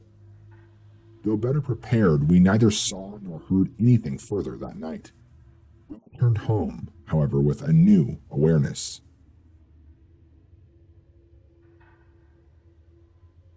Saw a form walking upright at a distance of 200 plus yards. We were a little excited, but more like scared shitless. There was enough light to just make out whatever it was. It was moving on two legs. We found where it had gouged out the soft earth on the stream it crossed. No discernible footprints, but whatever made the gouge was big. We had to wild-ass guess at the length. Over 19 inches. It was longer than the tip of my extended fingers to my elbow. The grass growing across the meadow didn't allow for footprints, but was pressed down several hours later. We didn't follow the trail towards the trees. It had been watching us for around 15 minutes, give or take 5. I was asleep when my friend woke me up. Said he heard something moving above us on the exposed rock above our camp. He had his 9mm personal protection from the typical axe murderer you meet while camping in hand and was a little wound up. We listened to it move around with the occasional skip like somebody was jumping a short distance to another rock. It moved behind us and then down into the meadow that surrounded the stream we were camping on. We saw it cross the stream and slip as it went across on the other side. It moved across the meadow at a quartering angle away from us and into the tree line. We know it wasn't a bear. We had several run-ins with bears trying to get our food cache at night in Yosemite. Thought we would get away from the crowds on his backpacking trip. Good call, huh? Once we calmed down, we discussed what we think we saw. We both came to the same conclusion. I know we did not hallucinate. Our eyes had time to adjust before we finally got a visual of it moving across the meadow. We stayed awake until we had enough light to look the area over quickly, and then beat feet out of there. A friend and I went driving to camp in Oregon on Highway 199 in the fall of 1985. We didn't want to stay at a pay site, so we pulled off on a side spur road in dense forest and set up tent. We had our 2 Malamute Cross dogs with us, who had been by our sides in many backcountry adventures. As we set up our sleeping bags in the tent, the dogs began growling very menacingly, with the hair up full on their backs. We thought there might have been a bear around, and worried that they would take off after it and be difficult to catch. We left them outside anyway and crawled into our bags to sleep. Then the dogs began whimpering and trying to claw their way into the tent. We nervously let them in, and not long afterwards began to hear howling. First, just one voice, but then followed by many voices. I would estimate that the sounds came from about 100 yards away. It was reminiscent of hearing a coyote pack or a wolf pack, but these were not canine voices. They ranged in pitch from childlike to adult male and higher female voices. It sounded like a really loud frat party in the middle of nowhere on a stormy, blustery night in the dark. It sounded like the people were talking very loud but yet howling at the same time. I've had many experiences hearing coyote packs, and this was not what I heard. I have no further explanation. We braved through the night and got the heck out of there in the morning. The second experience I had at Avenue of the Giants was the same friend while we were hiking a trail there. It was again the fall of '85, about a month later than the first. We had a map with us and decided to cut a loop short by going cross-country through the dense redwood forest. Not long after we started, the dog we had with us, same as the one of the dogs previous, lunged out full on his leash and began dragging my friend up a steep incline. We reached the top and noticed large foot-shaped impressions, maybe 14 to 18 inches long and 8 to 10 inches wide, in the depth below. Above us on the length of ground the dog drug us through. Branches were snapped off clean up to 10 feet high on the trees. We made our way back to the main trail with no further incident.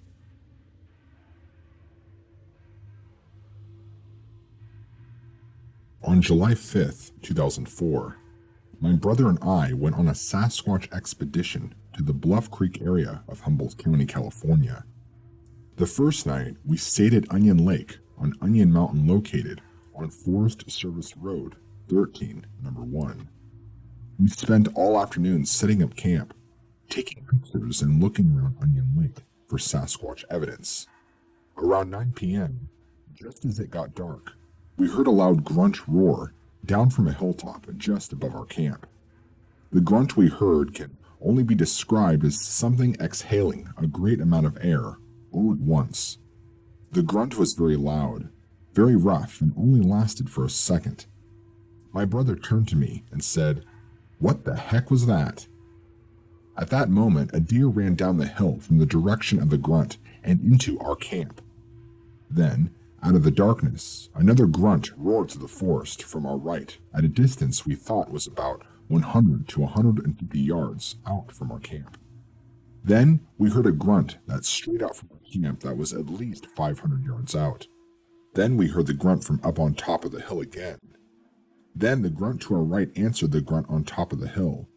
And then we heard the grunt that was out 400 or 500 yards answer the grunt on top of the hill and the grunt to our right. It was as if whatever it was making these sounds were communicating back and forth to one another. This grunting was very intense for the first hour or so, but then it calmed down a little throughout the rest of the night. The last grunt we heard was around 4 a.m., just before first light. At one time around 10 p.m., we heard a loud grunt come from behind us over by Onion Lake. It turned on my 3 million candle spotlight and searched the forest in the direction we heard the grunt, but of course saw nothing. That grunt could not have been no more than 100 yards away from us, and was very loud and rough. Around that same time, the other grunts seemed to be getting closer to our camp as well, and we were starting to get scared. We huddled together in the middle of our camp with our rifles and shotguns in hand, along with our 3 million candle spotlight in hand ready to take on whatever it was making these loud grunts. We were hearing something we had never heard before in the woods, and whatever it was, it sounded like it was very big. By the sound of the grunts these things were making, we were scared. If it was not for the firearms we took with us, we would have thrown all of our camping gear into our vehicle, and we would have left a dust cloud a half-mile high and 20 miles long as we were getting ready to get the heck out of there. We got up the next morning and looked around a little bit, but we didn't see or hear anything. Whatever it was making those grunts. They were nocturnal animals, and they were only active at night. We could also tell the animals were moving around in the forest from grunt to grunt. An example would be the grunts would get loud and would come from a specific location in the woods, and then the next grunt would come from the same general location, but a little to the right or left and a little closer or further away than the grunt before. We never did hear anything walking through the dry underbrush. Whatever they were making these grunts, they moved through the woods very quietly with no sound at all, except for the grunts. We packed all of our camping equipment into our vehicle, and we spent the next night down at a different camp on Bluff Creek. That night, we had no visitors, and we returned home to Eureka the next morning. About 1 month after we returned from our expedition to Onion Lake and Bluff Creek, I was watching a show on the Discovery Channel about ball pythons in India. A large 15-foot snake was crawling on the ground in the jungle as a family of monkeys were going crazy at the sight of the snake. These monkeys looked a lot like chimpanzees, but they had black faces and black fur. At one moment, a large male monkey made a loud grunt as he threw a stick at the snake. The grunt was very loud, very rough, and only lasted for a second. I came flying off the couch and said to myself, "That's what we heard at Onion Lake." The grunt the monkey made at the snake on the Discovery Channel was the same tone, roughness, length, and sounded exactly like the grunt we heard the night of July 5th, 2004 at Onion Lake. The Sasquatch is thought to be a large primate of some kind, and my brother and I heard loud grunts coming out of the forest at Onion Lake. These grunts I later heard a monkey make on TV in India. The monkey's grunts were identical to the grunts we heard at Onion Lake. I'm not a scientist or expert on grunts, but I think this is very interesting. My brother and I were raised here in Humboldt County, and have lived here in the heart of Bigfoot country all of our lives. We have been interested in the Sasquatch Bigfoot for as long as we can remember, and we plan on making other Bigfoot expeditions in the future, because the sounds we heard coming out of the woods at Onion Lake on the night of July 5th, 2004, makes us wonder even more now about what's really out there. I found a 3-toed footprint and a 13.5-inch footprint sometime after 6 p.m. I have plaster casts and footage of the prints before I made casts out of them. I fell asleep about 9:30 p.m. While sleeping, I was woken up to noises outside of my tent. The first noise I heard was leaves being stepped on, but I told myself it's nothing a couple of times. I began to fall back asleep when I started to hear it again, but this time it was louder and heavier. The thing that started to get to me and concern me was the fact that I had started to feel the vibration in the ground every time that it took a step. I was facing stomach down when I woke up, so I just laid there listening, and all of a sudden, the noises stopped. Whatever was out there was breaking branches on the ground, and I also heard a couple of branches breaking on the trees. Then, the noises started again. By then I was starting to get scared because, for one thing, I couldn't see outside my tent, and the other thing was that I was alone. The noises stopped, and I made up my mind to go outside. So I started to unzip the inside of the tent, and as I did, I tripped trying to get outside. By then, I got up and turned on my flashlight, spun around but seeing nothing and smelt nothing. Whatever was out there didn't make any more noise, but I knew whatever it was still there. I would estimate the noise were less than 30 feet away, probably closer. That's just how close it was. I then grabbed my tent, ran with it to my truck, threw it in the back, grabbed the rest of my stuff, and I was gone.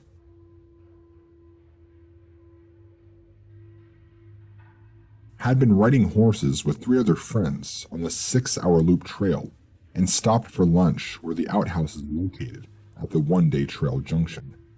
We were all sitting at the picnic table having lunch and was hearing much crashing in the brush. Not unusual sounds, for there are elk everywhere in the park. We did notice, however, that a bear or something had an awfully good time with the outhouse toilet paper, as it was strung all over the place. We were all sitting there having lunch, and I decided that I wanted to go see where the elk were, maybe see a big bull. So I got on my horse and rode down to where I heard the noise, and the trail is cut out on an old logging road, and a creek crosses through a culvert to the other side of the road, and the water forms a small pool before moving on down into the larger creek below. I could not tell you how long I was sitting there on my horse, watching this creature, not more than 30 feet away, trying to get a drink of water out of the pool. It was a challenge, as the sides to the pool were fairly steep. At first, I thought it was a man, and then a monkey, and at last my brain registered what exactly I was looking at. Then I seen the fingernail, and it was black and human-like. I was looking at an adolescent, possibly baby Bigfoot.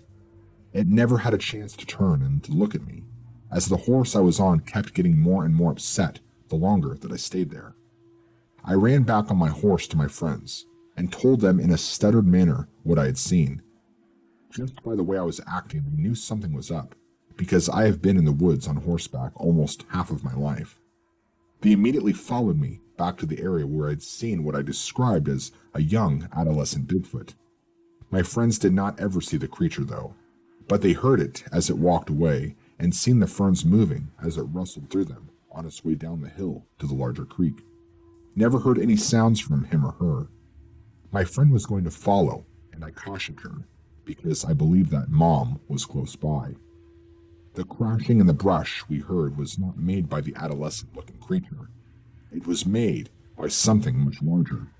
The creature was silver gray, had medium-length hair, like a bear, black human-like fingernails, human-like hands. I seen its thumbs. It was totally covered in hair from top to bottom. I never got to see its face. It was always looking down. I never have told anyone about the sighting, and made my friends promise not to say anything for quite a while. I explained that this was a young animal, and to allow me to get this close was an experience. And if I could get that close on a horse, then someone could get that close with a gun. It was not that long after there was a news report about a son and a father seeing a Bigfoot cross the road near a local state park. The news report was just within a couple of weeks of my sighting, but I kept my sighting to myself. I am a 54-year-old man living in San Francisco. I have never had any interest in this subject until this week. An old friend of mine moved to Gold Beach, Oregon, and I was driving up to see him. I had never been on Highway 101 before and became nervous driving on the two-lane winding roads. I kept pulling over to let cars in back of me pass. At about 20 miles or so before Crescent City, I pulled off to allow cars to go by. As I went to pull back onto Highway 101, I heard the most horrifying scream that I have ever heard. I screamed myself and ducked down on my seat. Looking up next to my Honda CR-V was a filthy-looking gorilla, the best that is I can describe it. It instantly ran into the tree line a few feet away and vanished into the dense brush. I saw it for maybe 3 or 4 seconds at a 3/4 profile. I would say it was 6.6 feet to 7 feet high, with a wedged head, and it had very dirty, matted, dark brown, dull hair. Strangely enough, seeing the thing didn't frighten me, but the scream it gave out only a few feet from my open window almost gave me a heart attack. I never heard a noise like that, and I never want to hear it again.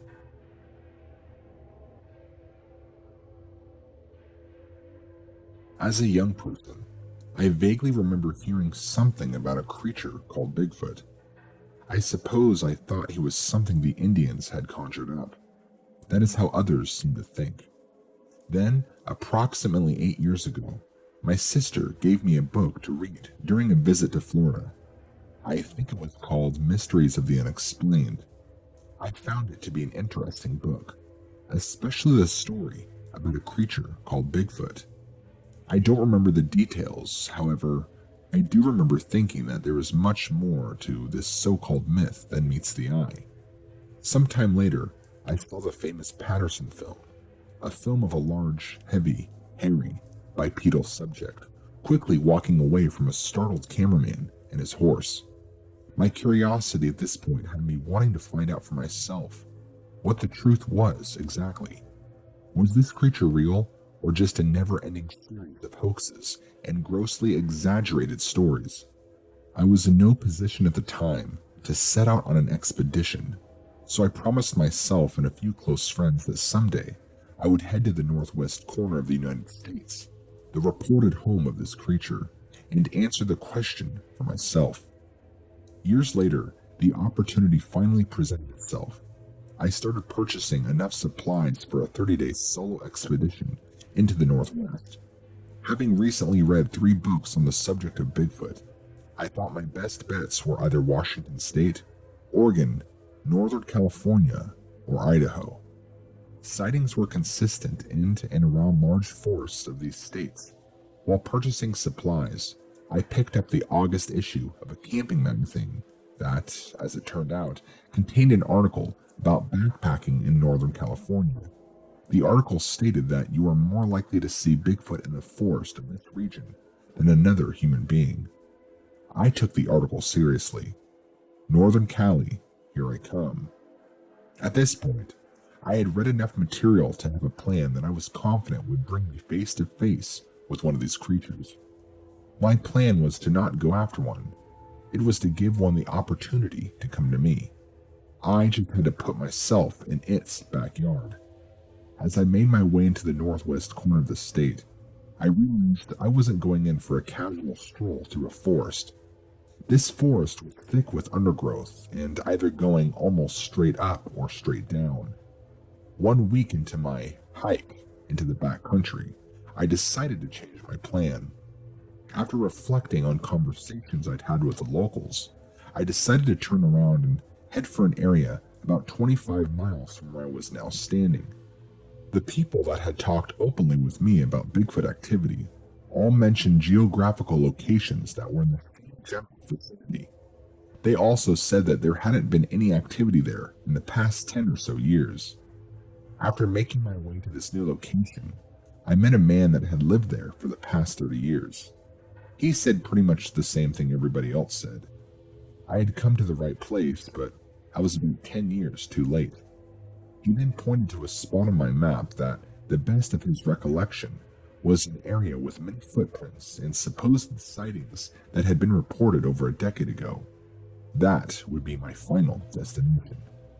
At this point, my feeling that a Bigfoot was no longer in this immediate area was growing somewhat stronger. I considered the possibility that Bigfoots had lived here at one time and now lived elsewhere due to the logging activity in this valley some 10 to 30 years ago. The forests of this area are large enough to play hide and seek with the entire United States Army. Dense forest covers the land further than the eyes can see, and these creatures could be anywhere in it. I pressed on. As I made my way toward my final destination, I continued to look for signs of something big and heavy, leaving some kind of marks on the earth. If they were still around, I should find something. I came across what looks like a bedding area for a creature that could fit a Bigfoot's description. It was a bowl-like depression in the ground, about 8 feet in diameter. Everything within the circle was flattened. It was only 15 feet from a stream. Convenient, I thought. There was also what looked like a large print on the side of this bowl, headed toward the water. Many small to medium-sized trees in the immediate vicinity were bent over or broken off at the base. It all fit, but it could be a bear's resting place, I thought. I left without bothering to take a picture. The same day, I followed an old logging road to a point that it turned into a poor excuse for a rabbit trail. Along the way, I found 3 depressions, about 14 inches long and 7 inches wide, in the soft, mossy-like growth between 2 old fallen trees. It appeared to be 3 steps taken by a very large and heavy bipedal animal. Coincidence, I thought, and pushed on. By this time on my trip, I had seen several bear, a couple of deer, and 2 mountain. Their tracks were all over the place, especially bear tracks. Bear excrement was also in great abundance. This put me at ease. The better they were eating, the less they would be interested in what I was eating. Blackberries are abundant in August, and from the looks of the scat, it appeared the bears were taking full advantage of this. Visibility was about 10 to 50 yards through the trees. Some of the noises that had been around me on a regular basis were bear and deer that I could not see because of the poor visibility. At the start of this expedition, I would reach for the pepper spray at the mere sound of a couple squirrels playing in the leaves. This behavior was probably due to the fact that a bear had wanted to join me for dinner the very first evening I was in the bush. I'll never forget the sound of him coming towards me through the forest. From that point forward, I was well aware that I was carrying approximately 40 pounds of bear bait, 30-day food supply, on my back. As my time in the woods progressed, so did my ability to guess what animals were around me by the sounds they made in the brush. Given the opportunity, my eyes would usually confirm what my ears had told me. Since I was on foot, and usually on a logging road, I sometimes got extremely close to animals before they realized I was there. One time I had walked within 35 feet of 2 bear, all on purpose, that were feeding off to the side of the logging road. They never heard, saw, or smelt me. Anyway, I reached my destination and made camp at the intersection of 4 logging roads. It was now almost 2 weeks into my expedition. My plan was to recon the 3 logging roads that led down to a river. If I could get to the river, I might find some nice fresh Bigfoot tracks in the sandy banks along the water's edge. I checked out the east road that evening. No luck. It dead-ended about a quarter mile from the river, just like the forestry map showed. I went back to camp, ate dinner, set out a chem light, and hit the tent. I put the chem light out in hopes of deterring bear from casually strolling into my little area of operation. The night passed without incident.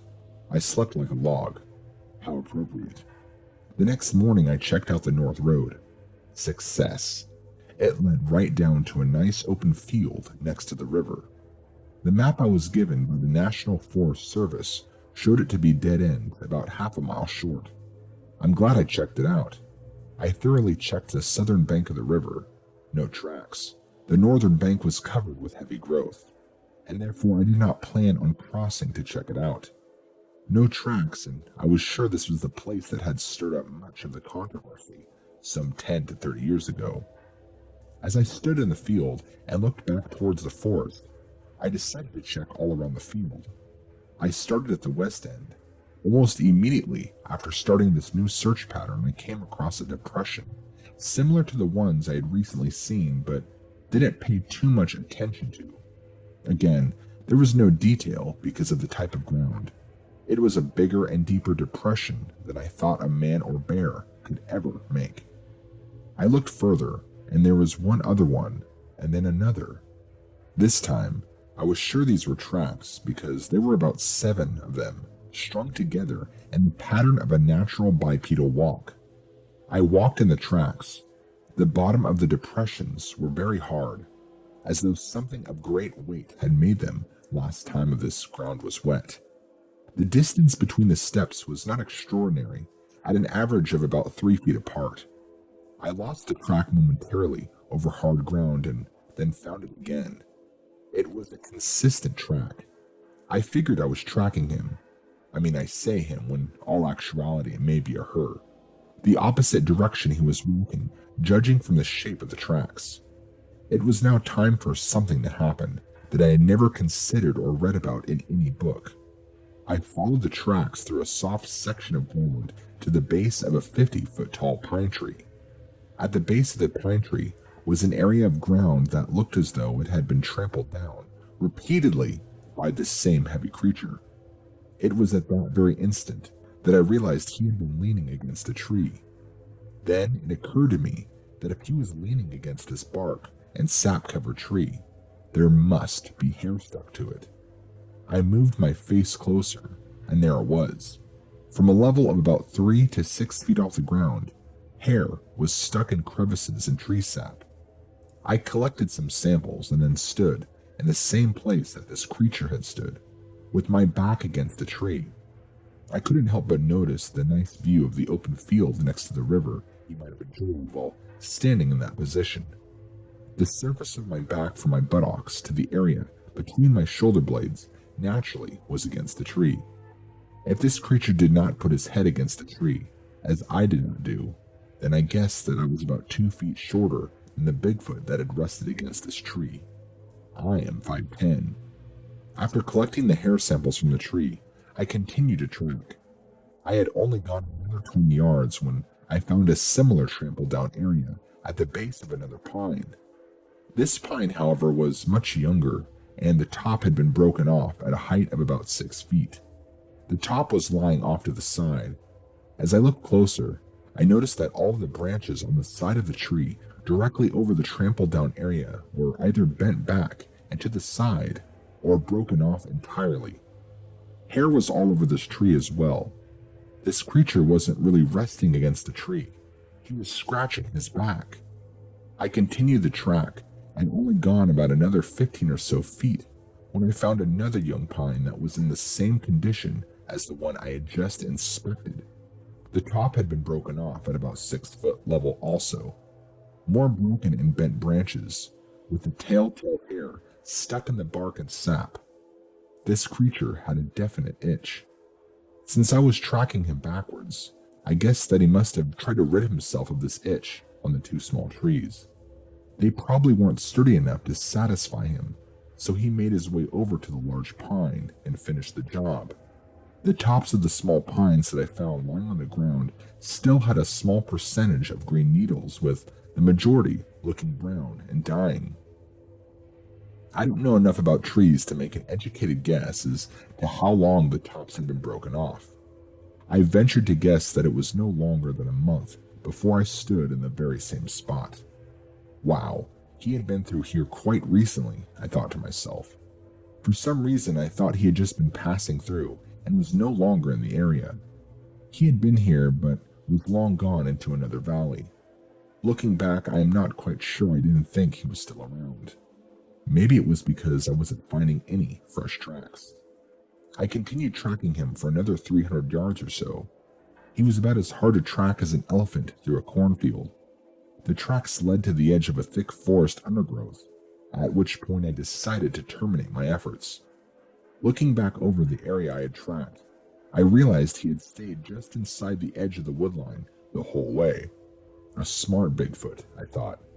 Unlike the bear and deer that were leaving their tracks all over the place in the wide open field. As I started to circle back around the east of this large open field next to the river, I come upon a large pile of excrement. It looked human except for the fact it was a very large pile, and the contents were plant-like. As I mentioned earlier, I had seen a lot of bear dung, and this looked quite different. Tracks led up to and then appeared to straddle this dropping.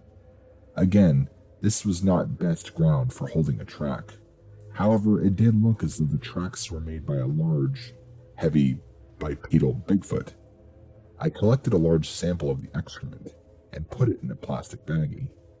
At this point, I was feeling pretty good about what I had found and satisfied that this had been a successful expedition, even if I wasn't going to see a Bigfoot. I had hair and excrement samples, good physical evidence that a Bigfoot is still roaming these woods. I looked around some more and found 2 more of the same types of piles, fairly close to the first one. I remember thinking that this must have been his bathroom. He probably would feed at night, get a drink from the river, and then relieve himself here. If this was being done by a Bigfoot, then he seemed to be the creature of habit. By this time, I had been down by the river for a good few hours. I headed back to camp, which was located about 2 miles up the road. After dinner, I decided to go ahead and recon the west road, which was the last logging road I had to check out.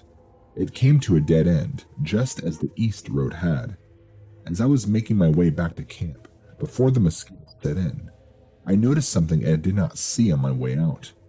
On the north side of this old logging road stood a young pine tree that had been topped at a point about 6 feet above the ground. I immediately looked down at the base of the tree and saw what I knew I would see. The large trampled down area of ground. Those big padded feet had stood right there. I then saw the tracks leading up to the tree, as well as the top of the tree lying on the ground off to the side. This time I closely inspected the broken off top of the tree and found hair stuck on it. Hair most likely from the side of the hand that broke it off. I must add at this point that I was keeping a lookout for claw marks in the tracks and teeth marks on the broken off treetops, which would most likely have been left behind if a bear had done this. I was paying attention to this for not only myself, but for the people that would ask me about it later, when this expedition was all done. I had no doubt it was doing this, and it was not a bear. Anyway, I didn't find a trace of either claw or teeth marks. This time I kept the broken part of this little pine with hair intact in the sap and put it in a plastic baggie. It seemed as though this creature had a habit of preparing these small pines for back-scratching posts in an intelligent and consistent manner. I wondered if other Bigfoots did this. I completed my journey back to the tent and realized that the pine I had just collected the samples from was only about 100 yards away. If the other depressions I had seen on the way into this area were indeed tracks, as I thought they could be, then Bigfoot was leaving too much evidence around here to just be passing through. I figured I was camped right smack in the middle of a Bigfoot's backyard. I had gathered about 3 cords of firewood in the course of the day, which I now started using to stoke up a pretty good-sized campfire. The wood burned quickly because of the fact that it was very old and dry. About every 20 minutes or so, I would have to put on another log. This kept the fire at just under the bonfire setting. Darkness fell without incident. No bears, no mountain lion, and no Bigfoots. Wow, if my friends could see me now, Bigfoot bait.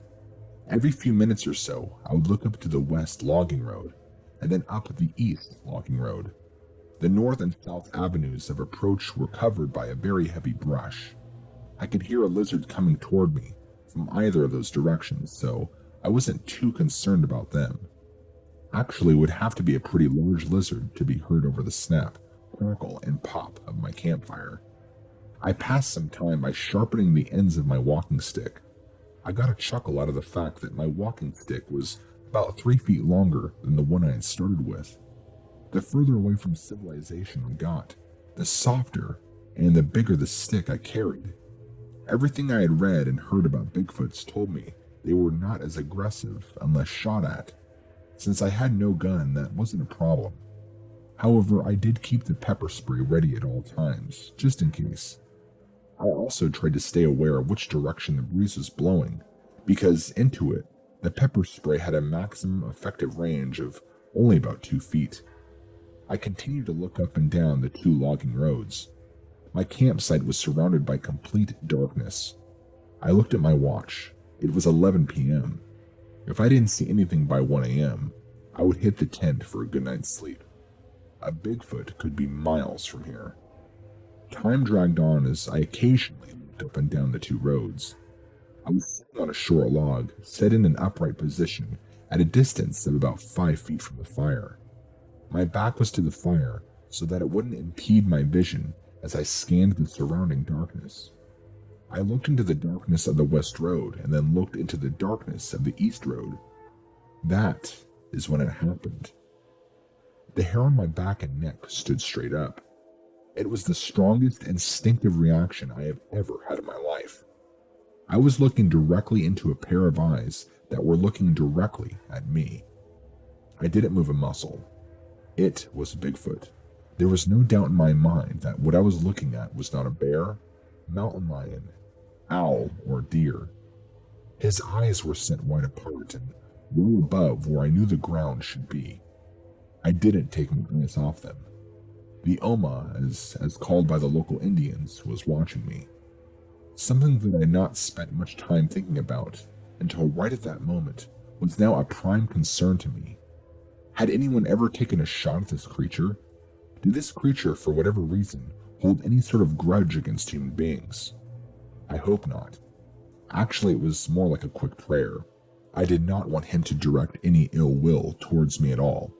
It most likely would have been about 750 pounds of powerful ill will. He wasn't moving, though. I wasn't moving either, even though my neck was crooked to the left in an uncomfortable position. I watched him and he watched me. The longer I looked into his eyes, the more I got the feeling that this was just an intelligent and lonely creature, curious to see what I was doing.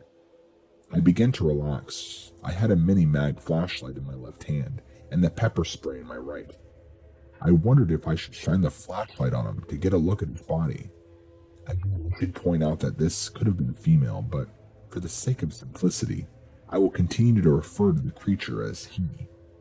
I opted not to shine the flashlight on him, and he came to me. I saw him, and now the ball was back in his court. I waited for him to make the next move. His nocturnal eyes were reflecting the light of the fire I was sitting next to. I tried to make the outline of his body, but I could not. The campfire illuminated bushes and trees out to a certain distance, depending on how recently I had put up a fresh log. Beyond that point of illumination, the forest was pitch black. I believe the fire was at a point that a fresh log had just been added when I first looked up and saw a Bigfoot. I continued to observe. The right eye, his left eye, occasionally seemed to fade in and out as though it was partially blocked by a leaf or branch of the bush I was sure he was standing behind. Earlier at times, when I really had the fire going, the front of this bush would be illuminated for the period of time that the fire was brightest. I couldn't see the bush now, but I was sure of its position. As I studied his eyes, I got the impression that they were wet. Liquidy, you might say, an effect probably caused by the flickering of fire they were reflecting. They were a glossy yellow when I first saw them and faded to a real faint yellow, almost white, toward the end of our strange staring session. Looking back, I would guess that while paying complete attention to him, I had neglected the fire, and if the fire lessened in intensity, so did his eyes. Occasionally it looked as though he would blink. His eyes would simultaneously disappear for a fraction of a second. It also looked as though his head was shifting from side to side, similar, I thought, to what I would do if I was trying to observe someone from behind a bush. His eyes looked to be approximately 4.5 to 5 inches apart, and almost 1 inch in diameter. Minutes ticked by, and my neck was beginning to get sore from the position I was sitting and watching him as he watched me. I casually looked at my watch. It was now 12:15 a.m. Then I slowly raised and extended my left arm for the purpose of using my hand as a measuring tool. He didn't move while I did this. He just kept watching. I used the width of my left hand to measure the distance from his eyes to the top of the lone pine's silhouette against the night sky in the background. I made a mental note that his eyes were almost directly under and 2 hand widths below the tip of the lone pine. I also made a mental note not to move the log I was sitting on for the rest of the night. I would use this information when the sun came back up. After making these observations, I decided to relieve the soreness in my neck and look up at him from another position. I slowly spun around in one direction away from him. I didn't want him to think I was getting ready to confront him. I looked up and he was still there watching me. I remember wondering if he could tell I was watching him. The fire was now slightly behind and to the left of me. From his vantage point, I was most likely now just silhouette by the fire. His eyes were now getting harder to see. They were there, but not as bright. My eyes were getting sore from staring, and then I noticed how dark it was getting in my camp. The fire had barely a flame left to flicker. It didn't take me long to decide that I wasn't going to sit there in complete darkness with a Bigfoot just spitting distance away. I slowly stood up to get another log from the pile that was just out of reach. I positioned the log in the fire and sat back down. When I looked up, I could not find his eyes. He was gone. At about 3:15 a.m., I thought I could see his eyes again, but in a position further back from where he had stood the first time. I was kind of expecting him to come back and see what I was up to. It was hard to tell if he did or not, but I think he did. Time passed slowly as I waited for the sun to come up so I could check for tracks. I thought about doing it with a flashlight, but rejected the idea. I would see things much more clearly in the morning. As the sun came up, I sat in the same position I was in when I had measured his eyes from the top of that lone pine tree. According to how everything lined up, his eyes would have been centered at the top of the 8-foot bush that stood about 70 feet away from where I had been sitting. When it was light enough to see the ground fairly well, I made my way over to the area behind the bush. It was an area that was just to the side of the logging road. The ground was similar to the logging road itself, which was hard-packed gravel. The difference was that the area where I figured a Bigfoot should have been sitting was covered in a dry, sparse, wheat type of grass. There they were, the same-sized tracks I had been finding all along. The tracks were not much more than the grass being squashed, and ideally flattened in the shape of a big, padded foot, narrower at one end than the other, and approximately 16 inches long and 7 to 8 inches wide at the front of the track. There was a set of tracks leading to a point exactly behind the bush, where they then became less distinguishable, as though he had been shuffling around. There was, however, one depression in the ground at a point close to the bush. I guess it would have been his right foot that made it by its shape. I stood there where it looked as though he had stood and found myself directly behind the bush. I looked up to see that it was about 2 feet taller than my eyes would have been at the bush top level. There was another set of tracks that led away at a slightly different angle than the set that had led in. He had come in and left on the east logging road, nice and quiet. No crashing through the forest. At this point, I thought to look for a hair sample around the tracks in hopes of later matching it with the samples I already had. I got down on my stomach and looked. Nothing. I quickly looked over the logging road for more tracks, but didn't find anything. It was very hard-packed. Decision time. Do I stay camped here and hope to see a Bigfoot in the daytime? This is when I realized I had taken too many pictures the day before, and I did not have any more film for the camera. Last time that ever happens. Anyway, Bigfoot is nocturnal, and daytime sightings are extremely rare. He would have probably be somewhere very well hidden and fast asleep during daytime hours. As I mentioned earlier, my plan was to stay 30 days in the bush. But now that I had the hair, excrement, and tree samples, as well as the pictures of the tracks and the experience of last night, I decided 2 weeks was long enough. I packed everything up and headed out on the east logging road. I was walking at a pretty good pace, having 17 miles to cover before nightfall, with about 60 pounds worth of gear still in my rucksack. I didn't want to waste any time. I'd only gotten about 75 yards up the logging road when I heard what sounded like an extremely large animal thrashing in the woods at a point next to where I was walking. The noise was so close that I didn't even think I was going to get the pepper spray in time I wore on my left arm out of its holder in time to use it. Then I realized it was running away from me, crashing through the woods. I think best describes it. Large branches snapping as it escaped my nearness. As I listened to its escape, I tried to figure out what it was. It covered a lot of ground very, very quickly. Through the process of elimination, I started guessing. The list of possibilities was short because there are not many animals large enough to have possibly made that much noise. The speed suggested a deer, but there was no snorting or hoof sounds that I had previously heard from deer running away from me, nor did the animal in question sound as fleet-footed as a deer. The feet were crunching, a lot of material underneath them, suggesting that there were large surface extremities. Could it have been a bear? Possibly, but all the bear I had dealt with to this point were not that afraid of anything.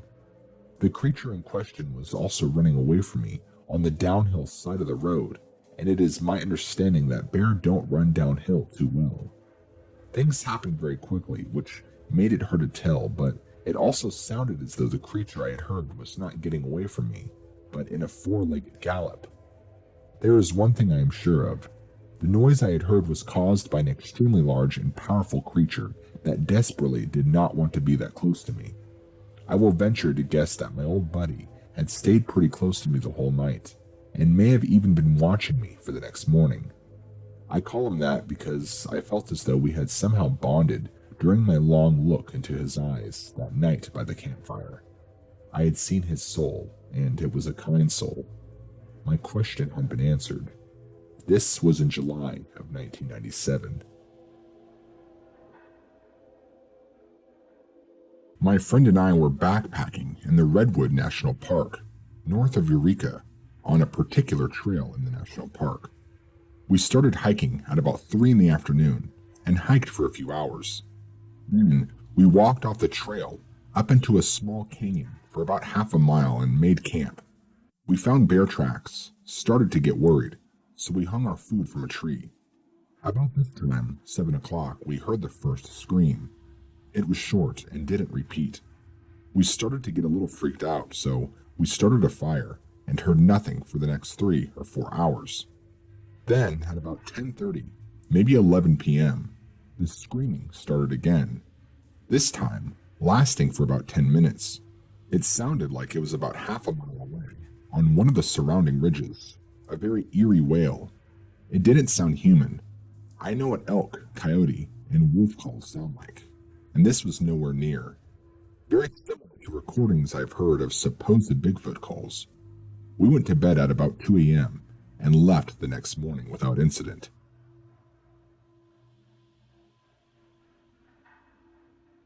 I have spent a lot of time in the woods. I was in Canada for 10 years, and I have heard it all out there. This was different. I was with my sons. We all wanted to camp in a Bigfoot area, so we went to a campground near Bluff Creek. We were all in the tent and in our bags. The camp had settled down, and all of a sudden, there was a whoop. They were loud, as if behind us, in succession. Whoop, whoop. And it seemed that they were more than one.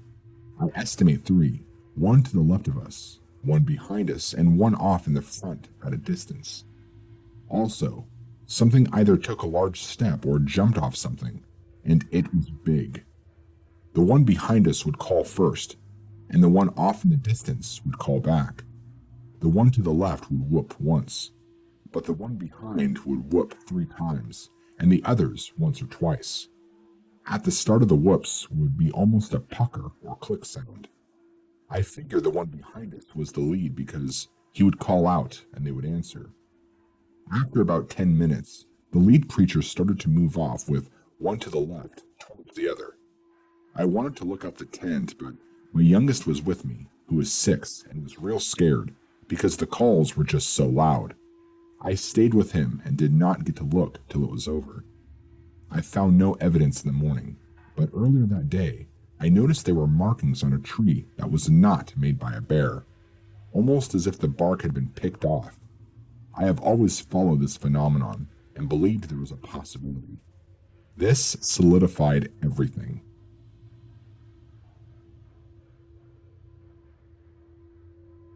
On July 13th, or August 17th of 2000, about 7:15 p.m., my boyfriend, my 2-month-old baby, and I were headed back from Eureka, California, to Crescent City, California.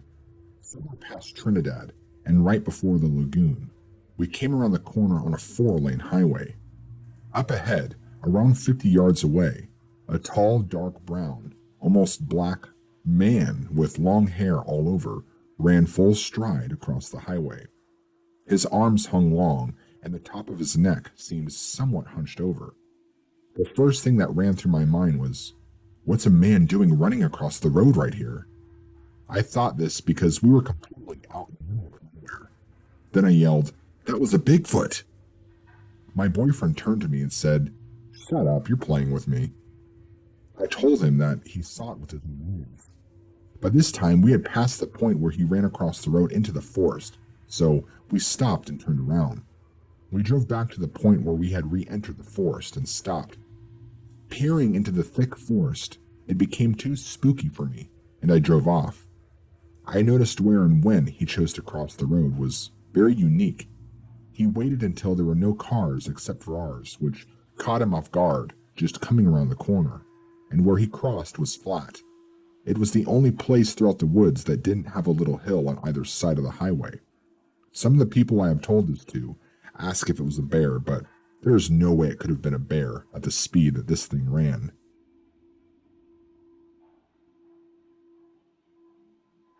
My neighbor is a seasonal wildlife biological technician for Redwood National Park. He has been working several seasons doing spotted owl surveys and is very familiar with local wildlife.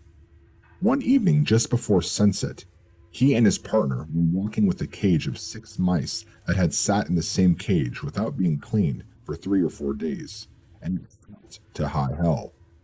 They were several miles south of Bald Hills Road at about 2,000 feet up, an approximately 3,000-foot mountain, an extremely rugged and isolated terrain, several miles from the nearest logging road. After bushwhacking for about 30 minutes, heading downhill, they stopped in their tracks when they heard a large branch snap.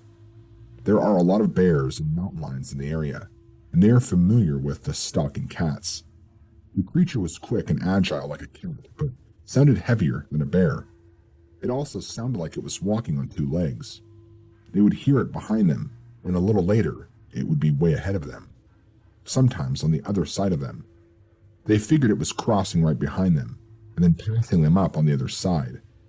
By this time, it was getting dark in the forest, late twilight, when my friend started looking over his shoulder quite frequently.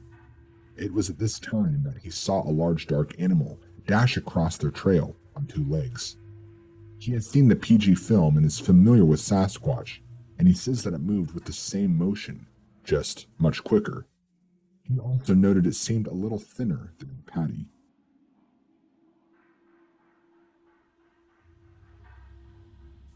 Thanks for watching. If you enjoy my content, be sure to leave a like, comment, and don't forget to hit that subscribe button. I'm going to be starting to release a lot of content daily, so start to keep your eye out for all sorts of cool stuff coming down the pipeline, such as Mothman, Chupacabra, UFOs, gargoyles, swamp monsters, camping and the middle of nowhere stories, paranormal, black-eyed children, and so much more.